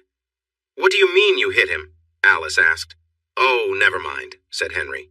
You know, it's been such a strange day that I completely forgot about it. Doesn't it hurt? Asked Sherry. What do you mean you hit Henry? It's complicated, Alice. He nodded toward Sherry. Sherry thinks I'm a bad person for hurting you. I can't argue with her. Anyway, she wanted me to understand how it feels, so she hit me once. And no, it didn't hurt. Alice listened silently as Henry spoke. She turned to look at Sherry. You hit Henry? How could you do that? Maybe I hit the wrong person, Sherry replied. Sherry, Henry called out. Everyone was quiet for a moment. I'm sorry, I shouldn't have said that, and I shouldn't have hit him. I was just angry when I saw what happened to you. I didn't understand how he could do that. I need to go now. I'll take you to the doctor on Monday, but I think I need a break tomorrow. I'm not handling this well. Henry, you should really clean that stain. I can't believe you didn't notice it. Well, Henry laughed a bit to lighten the mood. Next time I'll wear a lighter shirt so it'll show up more. As she reached the door, Henry asked Sherry if she really wanted to drive Alice on Monday. He wondered if it was a good idea. I'll be fine. I really want to help, and I promise not to cause any more trouble. You take care. Before leaving, she gave him a quick kiss on the cheek. She hates me. She's just upset. She'll be okay. No, she hates me, and she likes you. She's my friend. She's right to hate me. I hate myself. I feel like a monster. She clearly wants to be more than friends, but you can't see it. You say you don't hate me, but I know you do. Everyone hates me, and I deserve it. I've pushed everyone away. I wish I could just go far away, but I can't, and I keep bothering you. She stood up, turned away, and wiped her eyes. I said I wouldn't cry, and I won't. Maybe if I leave, she'll find a way to be with Henry. She's not like that, so she wouldn't do anything wrong on purpose. I just wish I could feel differently about her. Alice. Alice. Henry stepped in front of her and pulled her close for a warm hug, his face resting on her head, knowing he was treading on delicate ground. The feelings from last night returned. I don't hate you. I'm angry with you. Is that even a little better? I'll work through it, and the real monster here is Richard. Can we agree on that? He took a deep breath. Also, Whore of Babylon doesn't mean what you think it does. He was surprised she had used such strong language. He continued to hold her, and she rested her head against his chest. The feeling was the same as last night, when he had comforted her and it had made him feel amazed. He knew he would soon lose that feeling. Oh, she lifted her head. I don't want to make your wound worse. It's okay. I'm fine. Can we take a look at it? I'm really okay. We just want to be sure it isn't getting worse. So they went to the bathroom to get the things he had used on Alice the day before. The edges of the wound were red, so he let her examine it. Of course, she had her own reasons for wanting to see. He noticed, but tried to push it aside. He liked her touch on his chest, until he thought about her with others. That thought took away his good feelings. Alice cleaned the wound, which hurt a bit, and put on some ointment and a bandage. She held him a bit longer than needed, trying to be subtle. Once she was done, he thanked her and went to get ready for bed while she prepared to shower. The doctor had said Alice could shower, so she got undressed. But then something troubled her. She realized that this was where she had first prepared herself for Richard. The memory hit her hard, and she felt frozen, staring at the shower. Panic began to rise. She wrapped her arms around herself, trying to calm down, then looked at the shower again and started to do what she promised she wouldn't. She began to cry softly so Henry wouldn't hear. She cried for what felt like a long time until Henry knocked on the door. "Alice, are you okay?" "I'll be done soon." Then she quickly got in, washed her body and cleaned her hair, being careful with her face to hide her red eyes, then stepped out. She noticed stubble. She hadn't seen that since Richard had been around. She grabbed a new razor and shaved. Then she stood in front of the mirror wanting to look nice for Henry. But all she saw were cuts and bruises. The bruises on her face looked especially bad, and seeing them made her feel crushed inside. Henry still had questions. Once Alice came out, he had to ask about something that had been bothering him since Sherry had arrived. Why had she felt the need to do that in front of him? What had gone wrong that made her think that was necessary? The question loomed over him. They went to the living room, where she sat on the couch and he took a seat nearby. He asked her directly, and knowing that she had lost him, she found it easier to talk. "It was hard to handle what happened. I couldn't get past it. In the video, you looked okay. What changed? What you saw was just the first group." "The first group?" "They were mostly volunteers from the guests, and they came in groups of 6 at a time. Richard had organized events where participants would get discounts for taking part, and volunteers were usually eager to join. Those who volunteered for the more elaborate shows received a free week, along with prizes and a bonus. Twice a week, there were special events that were popular with the male guests, where some women could observe the first show and decide if they wanted to join in the next one." "How did they fit so many people in that small cabin?" "It wasn't a cabin," Alice explained. "The photo made it look small, but it was actually a stage set below ground level with bleacher seating on all sides. There were screens above so everyone could see clearly, like at big events. A second, larger stage nearby was set up for guests who wanted to watch different kinds of performances." Alice looked away as she continued. "Yes, I was the first night's feature. I'd seen videos of others who didn't seem bothered by it. I don't know how they managed. Richard had me tied down on the platform while the group gathered around. Justine and Juliet stayed nearby, keeping things moving." The memory weighed heavily on her. "Halfway through, I felt queasy, probably from dinner and the wine. I tried to push through, but I ended up getting sick. It was unpleasant, to say the least, and everything stopped after that." A cleanup crew arrived as Richard managed refunds while Justine and Juliet led Alice to a shower room. They joked lightheartedly about the incident, their teasing making her feel even worse. They helped her clean up, washing her thoroughly and brushing her teeth to remove any lingering taste. Once they finished, they dried her hair and replaced the restraints on her wrists with soft cuffs. They then placed a collar around her neck, guiding her down a long stairwell with dim lighting that led to a small, secluded room with a bench inside. Alice's voice trailed off, the weight of her story hanging in the air as Henry listened silently.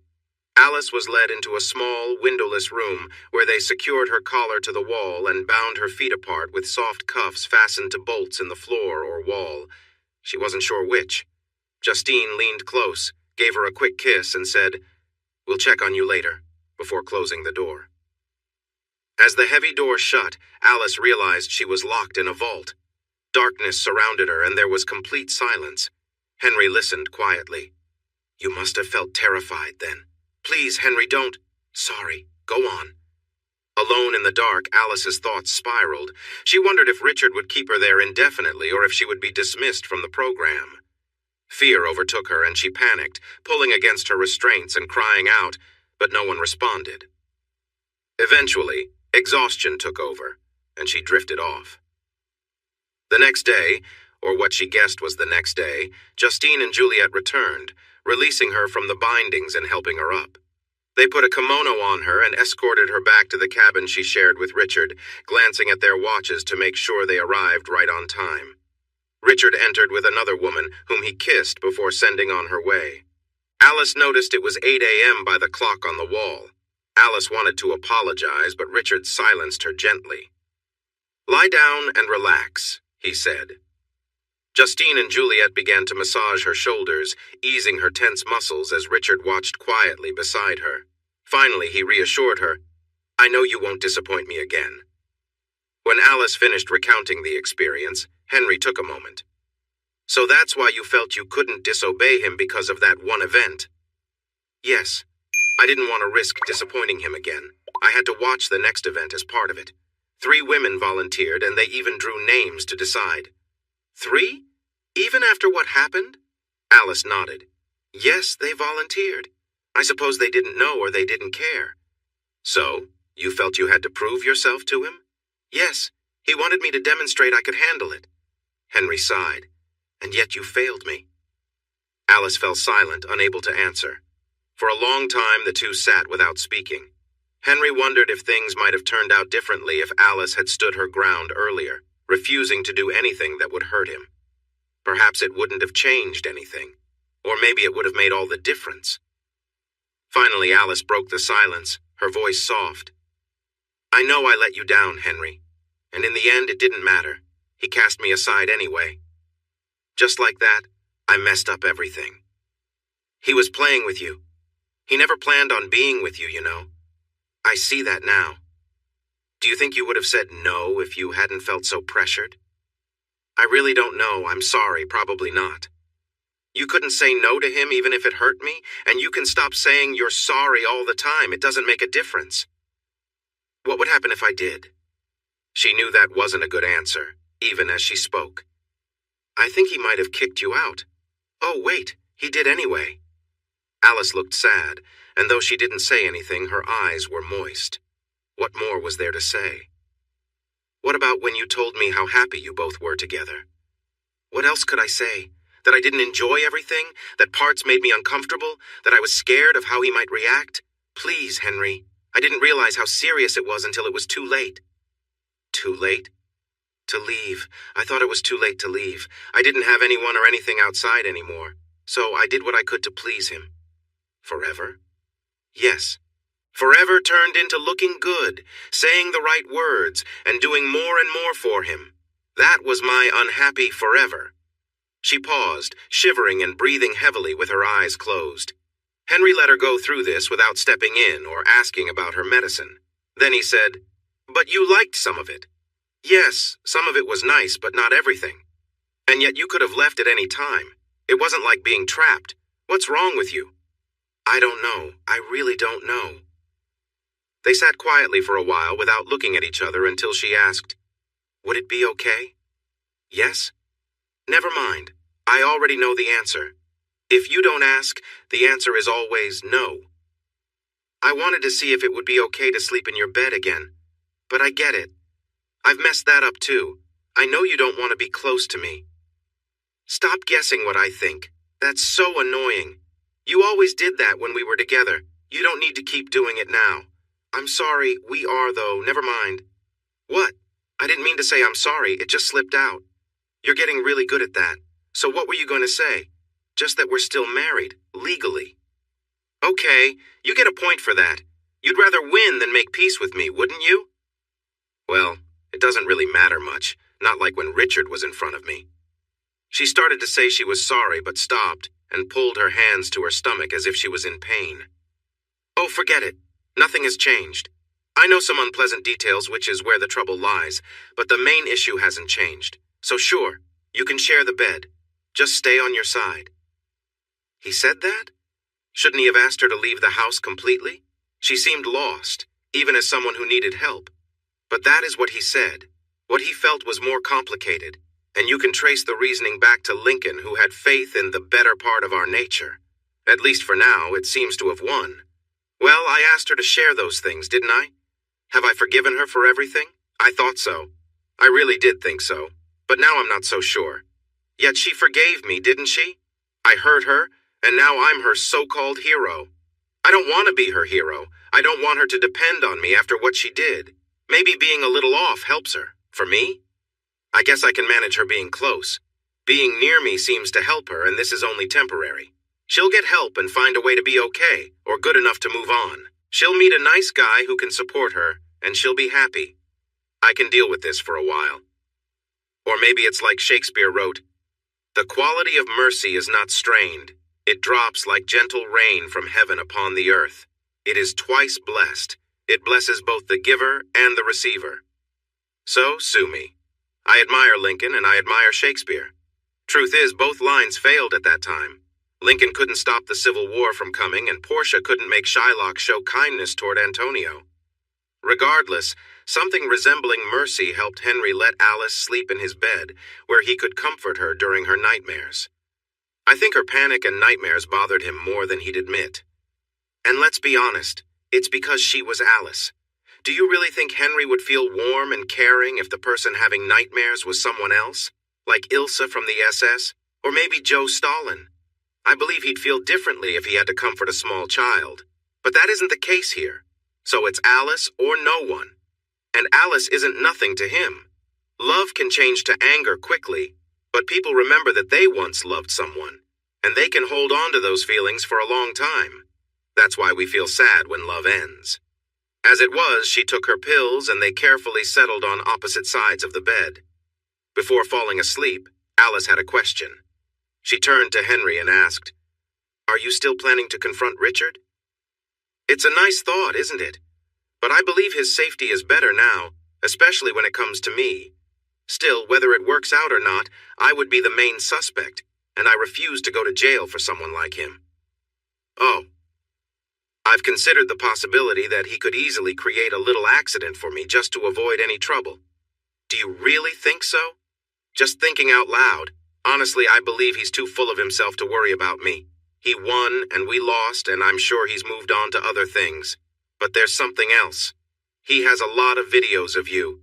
As far as I know, they're still locked away. But if I were ever a threat, well, you might end up all over the internet. Do you think he'd do something like that? He's always 2 steps ahead, so yes, I think it's an option in his mind. Alice actually fell asleep feeling happy. Henry was worried about her, afraid her image could be used to hurt her. Earlier, he had called her love, even in a joking way. He had held her and allowed her to help with his injury, and he let her stay in the bed despite everything. Trying to understand it all, she thought maybe things were changing for the better, and she felt lucky, even if she shouldn't. If only it were enough to keep her from bad dreams. Henry went to sleep with mixed feelings.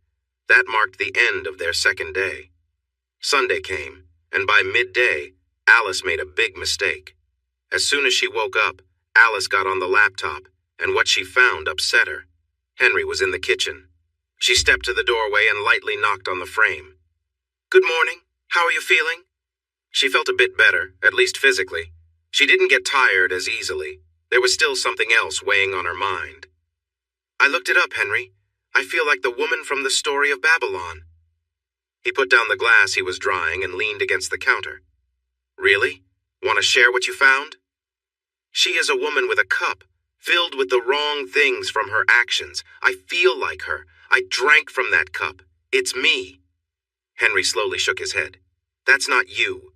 The woman from Babylon represents a city or an idea. It's not just about a woman. But it says she was a woman. Are you trying to convince me?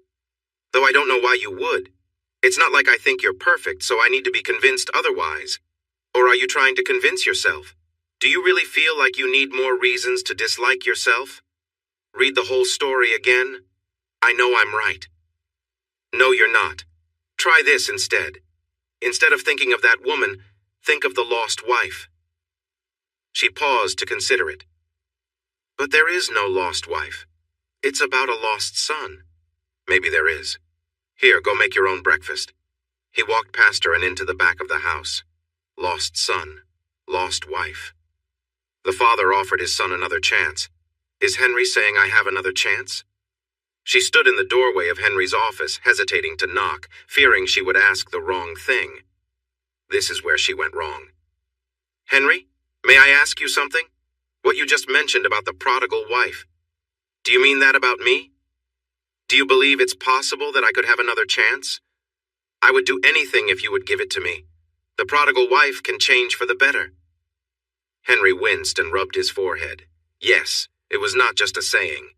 That's not what I meant. I'm sorry. I'm not trying to mislead you. I meant you don't need to be so hard on yourself. Being prodigal isn't as bad as being something worse.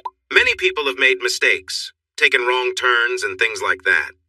But I don't see us together again. Those days are in the past. Well, love is never easy. That's a saying too. Sometimes the path is blocked. Sometimes it's just difficult. But that's how it is. If you wanted, you could. You could be close to me. I wouldn't mind. She should have looked into his eyes, but she was lost in her own thoughts and didn't catch his reaction. I'm not going to be close to you like that, so please stop. He sounded calm. Really? Anything at all? I'm not going to behave like someone else you knew, so just stop. We're not getting back together. There was no calmness in that. Listen, Henry, I'm offering my support. For anything you need. Well, no thank you for that. Why not? She shot back at him. Do you think you can't handle it? Then she turned away dismissively. He was frustrated but caught himself before he could react strongly. He pulled her around gently by her arm but quickly let go, realizing how he might be coming across. He frowned, feeling a deep conflict within himself. No, please, I didn't mean it. He took a breath, steadying himself. He could feel the tension, and it weighed heavy in the air. It was Friday, and those difficult memories came back to her. This was what would happen to him during those dark times when he lost control. That same change. He looked into her eyes, his expression void, filled with confusion. They stood close, and the weight of the moment hung between them. She wanted to break away, but found herself locked in place, waiting for what might come next. She felt her heart racing, but she couldn't turn away. It wasn't the same Henry she remembered, but someone lost in his turmoil. I'm sorry, I didn't mean to hurt you. She was very quiet and still. Then he gently lowered her. It was easy for him, just like when he lifted her. He could do anything, yet he was putting her down. He continued to breathe near her, and she thought she saw parts of Henry in his face again. Maybe he wouldn't hurt her. She hoped. Don't you ever say that again? His voice was loud and sharp, filled with anger. When he lowered her, he did it carefully, almost tenderly. Alice was partly off the ground. Then she stood on her own as his fingers slowly opened one by one until he finally took his hands off her and turned away. He looked down at his hands, still breathing heavily. He seemed more like Henry now. Alice felt frozen, her arms held close to her chest. Ever? He pointed at her like she was a target, then turned to leave. He paused at the door and looked back. Ever? And then he was gone. Alice stepped back to the chair and sat down, wrapping her arms tightly around herself as she shivered. Oh my God, please forgive me. What have I done? He could have really hurt me. What was I thinking? I wasn't thinking at all. I hurt him without even realizing it. I wanted to bring us closer, but I only pushed us apart. And now what has he turned into? A shadow of himself. All because of me. Oh, Henry, I'm so sorry. I know you're in pain and you could hurt me again. Henry, please call. I'm sorry for what I said. I was foolish. Please call me. She called again. On the third try, the call went straight to voicemail. The next few attempts did too. She waited in his office, then went to the bedroom and made the bed, hoping he would come back. She tried the living room. Where should she wait? She sat on the couch for a long time. Finally, she felt she had to eat something. But making cereal took a long time because she kept pausing. Sure, she heard his car, the garage door, or his footsteps. After washing the dishes, she remembered she hadn't taken her pills. She went to the bathroom for them, and while swallowing, she thought she heard the garage door again. She wandered around, tidying the house and then tidying it again. She stood by the front door looking up and down the street and then tried his number again. Please come home, Henry. She put the dishes away. She wondered, Is this what I did to you? I left you all alone? No, that was worse because I was gone. You left because you couldn't stay with me. How could I have acted that way? What was wrong with me? Alice sat on the couch trying to relax, but her mind kept racing. She couldn't stop thinking about Henry. She tried turning on the TV, flipping through channels, catching glimpses of news stories about severe weather and world events, but nothing held her attention. She couldn't settle down enough to read a book or magazine, and she found herself constantly listening for any sound that might signal his return. She glanced out the window now and then, feeling restless and anxious. What is wrong with me? She wondered, unable to shake the feeling that something deep inside her was unsettled. She thought about everything that had happened, feeling as if she were piecing together a puzzle she couldn't quite solve. By the afternoon, Alice opened her laptop to go over things that had happened, hoping to make sense of it all. She started from the beginning, reviewing her interactions with Richard. Listening to their first phone call, she noticed how smooth and confident he'd sounded. Every word was perfectly chosen, and his tone was always calm, in control.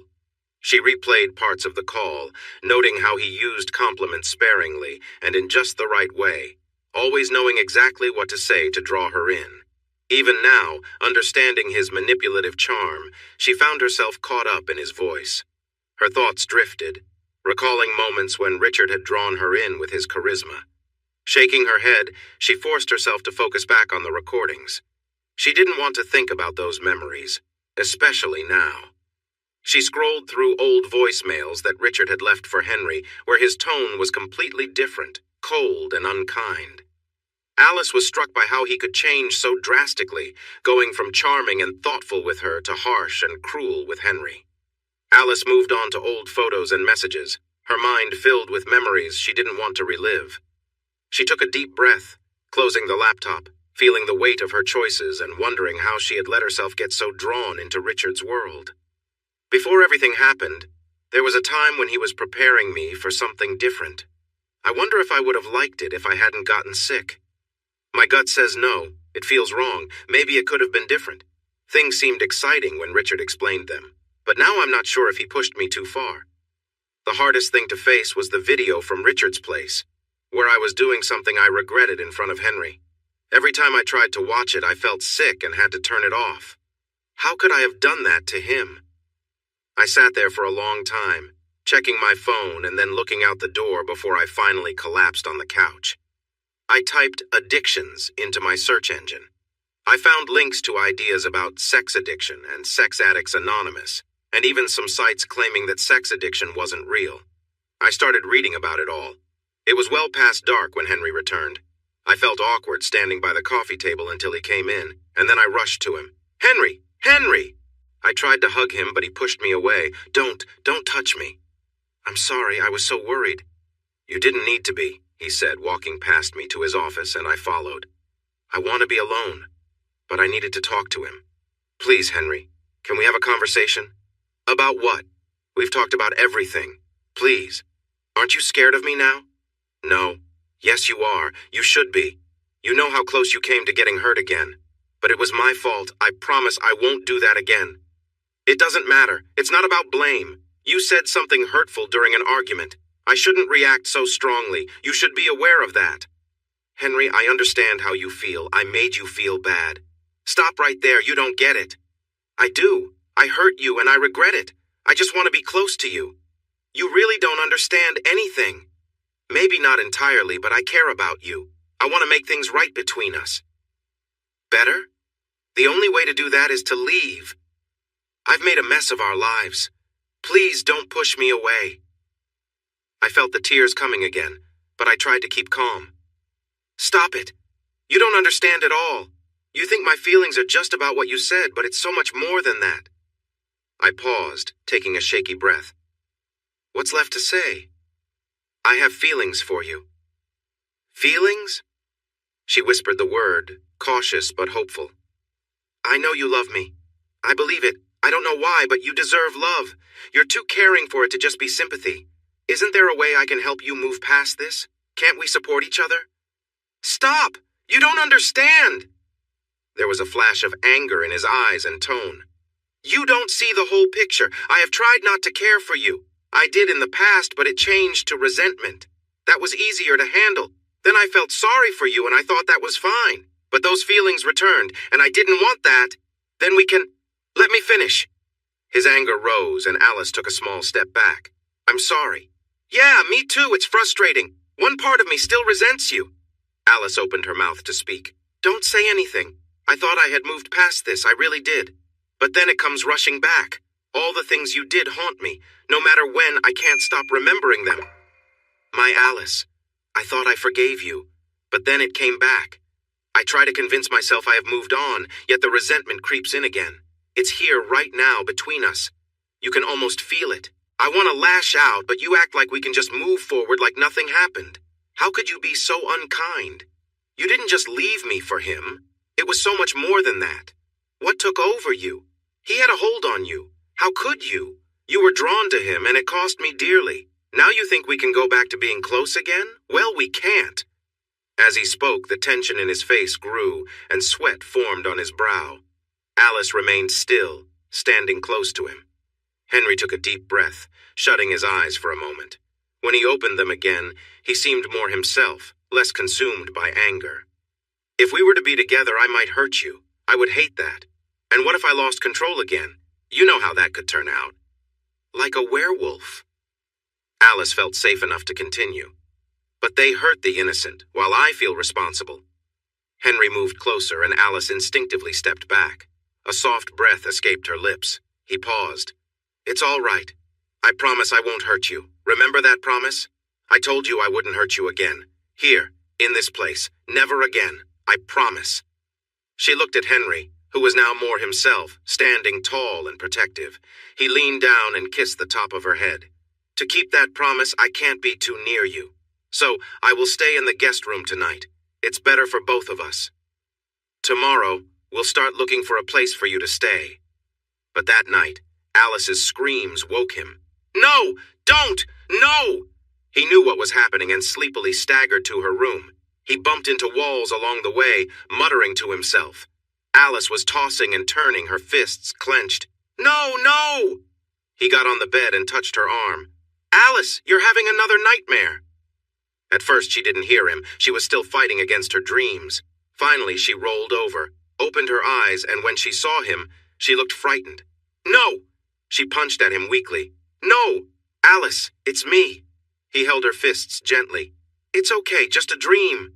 He hugged her close, letting her bury her face against him, and he stroked her back. It's okay. You're safe. I hit you. I'm sorry. I thought you were going to hurt me. It's fine, really. Which dream was it, the belt? No. She paused, remembering. It was you, but it felt real. You were coming to hurt me. She trembled, shaking more than before. It was different from her other nightmares when she calmed down. It's okay. I'm not going to hurt you. I promise to keep you safe. You know that.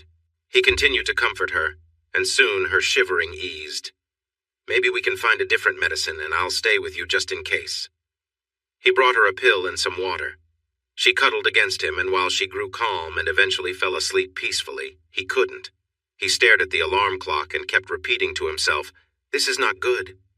The morning? Quiet. Henry nearly slept through the alarm until Alice woke him in time to get ready for Sherry. And Sherry. It was just a regular day. She was nice enough. She enjoyed fun activities with her husband, but she wouldn't involve herself with Alice. As they drove to the doctor's, Alice said, "Thank you, Sherry. I appreciate you helping me." Sherry remained silent, focusing on the road. After a moment, Alice said, "I know you don't like me." Sherry sighed and pulled over. She parked the car. "Alice, you don't realize how much you affect Henry or how delicate he is." "I do." "Maybe. But I've seen him at work staring out the window for hours. I've had to handle everything at the office. He's struggling and I worry about him. I understand, I've noticed. I promise. I won't hurt him again." She meant it, but she felt like she kept saying the wrong things. She could sense that Sherry cared for him too. "Just keep this in mind. I liked you two together before. But if you hurt him again, I don't know what I would do. I'd make you pay." "I know, Sherry, and you're right." The rest of the appointment went smoothly. Alice was doing well. There were no signs of infection or serious illness. She was healing nicely. Ruth gently mentioned that Alice could resume her normal activities, not wanting to upset her. At home, things were tough. Henry wanted to look for a new place for Alice, but she did not want to leave. She wanted to stay. How do you work that out? Carefully. I know I often say the wrong things, but can I ask this once? Can I stay, just for a little longer until I get things sorted out? He tried to be fair. We need to move on. You know what will happen. He had heard it all before. I apologize for yesterday. I won't do that again. Please, just for a little while. I'm not asking for forever. For what? Let's just finish this. What I said yesterday. I do care about you. I really do. And I believe you care about me, at least a bit. That doesn't help us, does it? I'm changing, Henry, and I'll seek help. I want to handle my issues and be better.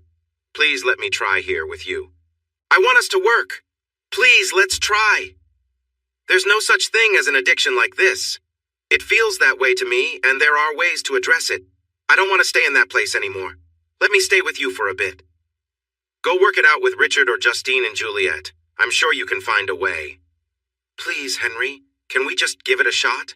I don't want Richard or Justine or Juliet. I want us, if we can have it.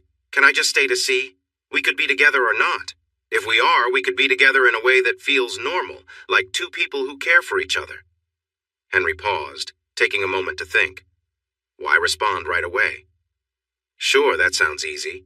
Until some time passes and you start to feel what you're missing or I remember what's happened before. Do you really think this can work? It can't. Just stop. We aren't going to be together.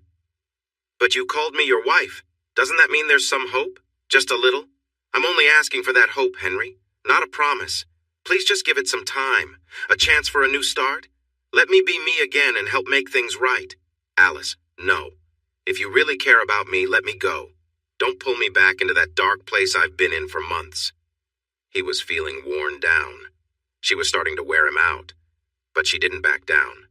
No, she became desperate, feeling that everything was ending just as she was beginning to understand herself. Her fear took over. Just go ahead. If you need to, do it. I'm ready to accept it if it means I can stay with you. I'll do it. Go ahead. Stop. I won't hurt you. She pushed closer to him. Do it. I deserve it. Just do it. Stop it. Then just end it. She moved toward him again. That was it. He shoved her to the ground. It was so simple.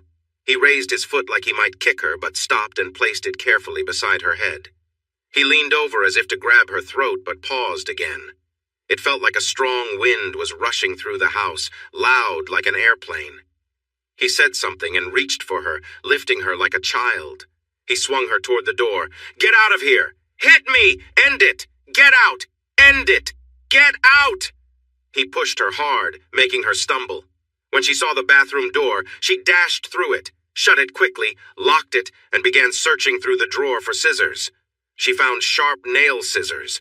They shimmered, curved, and sharp perfect. Henry was banging on the door. Open it! Open it! She held the scissors like a weapon and pressed them against her wrist. Ah! She hadn't expected it to hurt this much.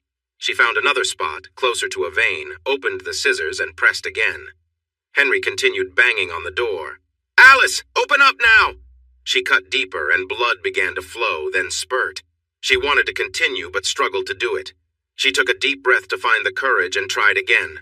Blood trickled down her arm and dripped to the floor, forming a small puddle. Henry shouted louder and slammed into the door. Open it! Open it! Then he burst inside. She tried to cut again, but Henry rushed in, saw the scissors and blood, and yelled, No! He knocked the scissors away, sending them across the bathroom. For a moment he looked like he would strike her, but instead he fixed his gaze on her wrist. Then he looked at her face, then back at her wrist, and finally at the floor. Don't! He gripped her wrist tightly, but blood still seeped through his fingers, so he used both hands. Alice fought back. Let go of me! Let me go! She hit and kicked, but all he could do was hold her wrist. Calm down!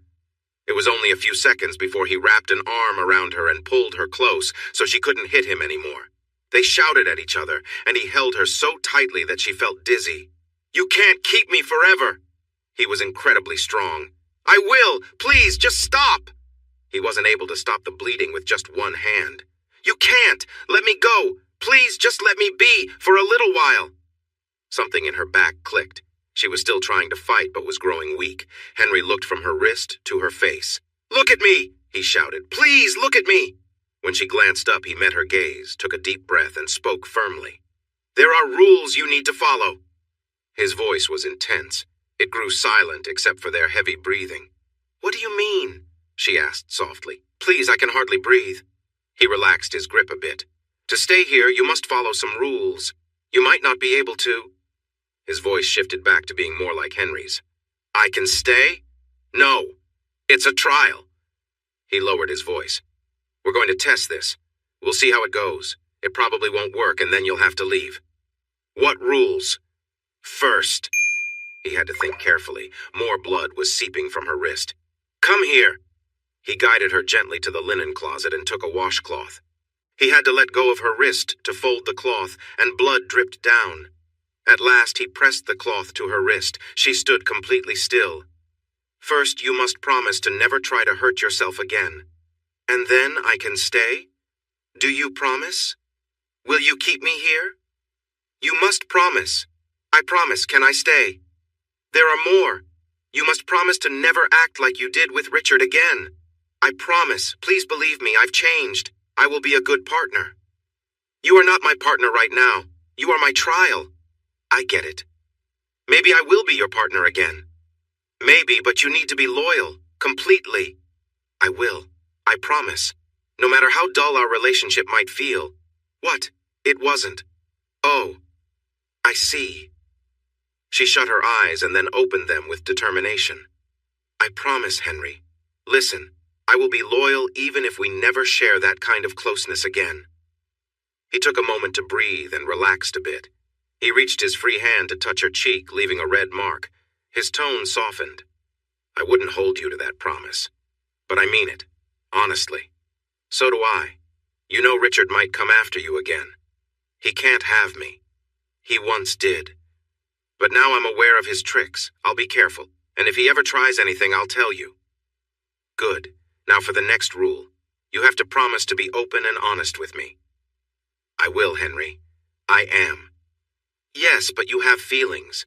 You might be hesitant to share them, but you must. You have to be open with me. That's difficult. Then we can't continue. No, that's not what I meant. Sharing is hard for me because I've concealed things my whole life. But I will, if it means I can stay.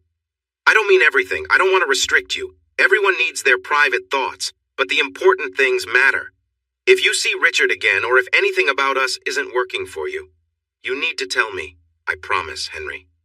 He held her gently now, except for her wrist. She touched his cheek with her good hand. There are more challenges ahead. The next one is harder. You need to love me. Oh, sweetheart, that's easy. I promise. There will be times when you won't feel that way. No, there might be times when I'm upset or tired or we argue. I will still love you, I promise. You can't promise that. When he said this, she understood the difficulty ahead. You loved me, and then you didn't. I became an obstacle. Someone difficult. You left me. You didn't love me then. There was no real answer to that, was there? What could Alice say? That was exactly what had happened. People claim they will love forever, but feelings can fade. It's just words spoken in the moment. Where do those feelings go? Sometimes people try to bring the love back, and sometimes they succeed. They reconnect, or at least come to an understanding about each other. But often they don't. Everyone learns these lessons, and they grow wiser because of them. Henry and Alice knew it too, but she had forgotten in the moment of hope that Henry might let her stay. Now, he reminded her of the truth. People know they can't always promise feelings, they can't always be the love of a lifetime, as they say. But they can choose to stay committed. What Alice truly did was turn away from her commitment. What could she even say to that? I can't promise anything. You can doubt my words. But please try to believe me. I've been thinking a lot about this. I do feel like I let myself get lost. Richard somehow brought that out in me, and I let it push everything else away, even my love for you. It didn't feel right. Sometimes I would wonder about you and how you were doing if you were happy with someone else. That's not real love. I'm really sorry, Henry. And I won't take back saying I'm sorry, because that's what worries me most. He listened closely. Both his hands were now on her wrist, which didn't seem to be bleeding much. I love you now, and I mean it. I'm going to seek help. I learned about steps to take to make things right with those I've hurt, and I owe you so much, no matter what you decide. Please let me stay. Henry listened quietly. He wanted this to end soon because he could see her hands starting to swell and he needed to get her medical help. I believe you. But feelings could fade away. People can make different choices, but no one can control their wants. I don't want a marriage without love. Alice opened her mouth to speak, but he stopped her. Please, let me finish. If you feel that you are falling out of love again, it's important to promise to be open and honest. We need to talk about it and handle it together, okay? I will, and the same goes for you. Please tell me if your feelings change. I promise. Now let's move on to the fifth condition. Counseling. We should go to counseling together. When Alice heard together, she felt a wave of joy. You need to recover from this and come to terms with who you are. I also need to heal and understand myself better. I want to make sure I don't hurt you again. She hesitated but said, You know you'll have to share a lot with the counselor, right? I know. It's worth it to make sure I won't hurt you again. Okay, there's one more thing. What could it be? I want us to have children. Alice was surprised. Children were something she hadn't expected. Children? You never mentioned wanting them. Yes or no? When did you decide this? Yes or no? I've wanted them for a long time but didn't bring it up. I want a complete family, and I think it's the right time to decide before moving forward. If you don't want kids, I understand. You can stay while we figure things out and remain close, but I want a partner who wants children. If I have to look elsewhere, I will. But you're right. I love you and I want you to be my wife. So I want us to have kids. How many do you want? Is it part of my promise? 3. 3? Yes, 3. Could we start with 1 and see how it goes? Henry's face lit up. He smiled and gently touched Alice's cheek before giving her a soft kiss. That seems reasonable. Could we maybe start tonight? Yes, but remember, if we ever break up, I want the children. We're not going to break up. Not again. Just so you know.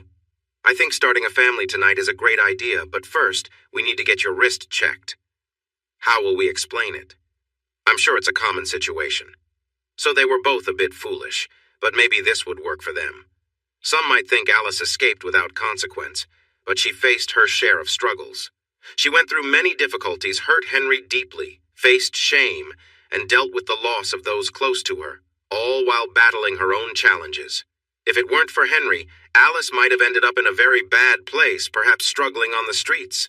Some might think that would have been better than how her life turned out. I wouldn't say Henry deserves a medal, but he did become a good person that weekend. Neither Alice nor Henry knew for sure how serious she was about her actions. Did she really want to hurt herself, or was it more a plea for help? I think it was desperation. Whatever the reason, it got their attention. One night, after their kids were asleep, Henry asked her if she really meant to end her life. He held her hand and kissed her wrist, where she had a scar. Alice replied, I'm not sure, honey. I was just really upset. The therapist never used the word crazy, he mentioned. But we both knew what she was hinting at. I was so lucky you were there for me. She didn't agree. She thought I might have been too harsh with you. She never actually said that. But we both understood what she meant. You could have if you wanted to, she added playfully. I think you might still be feeling a bit lost. Your lost lady loves you.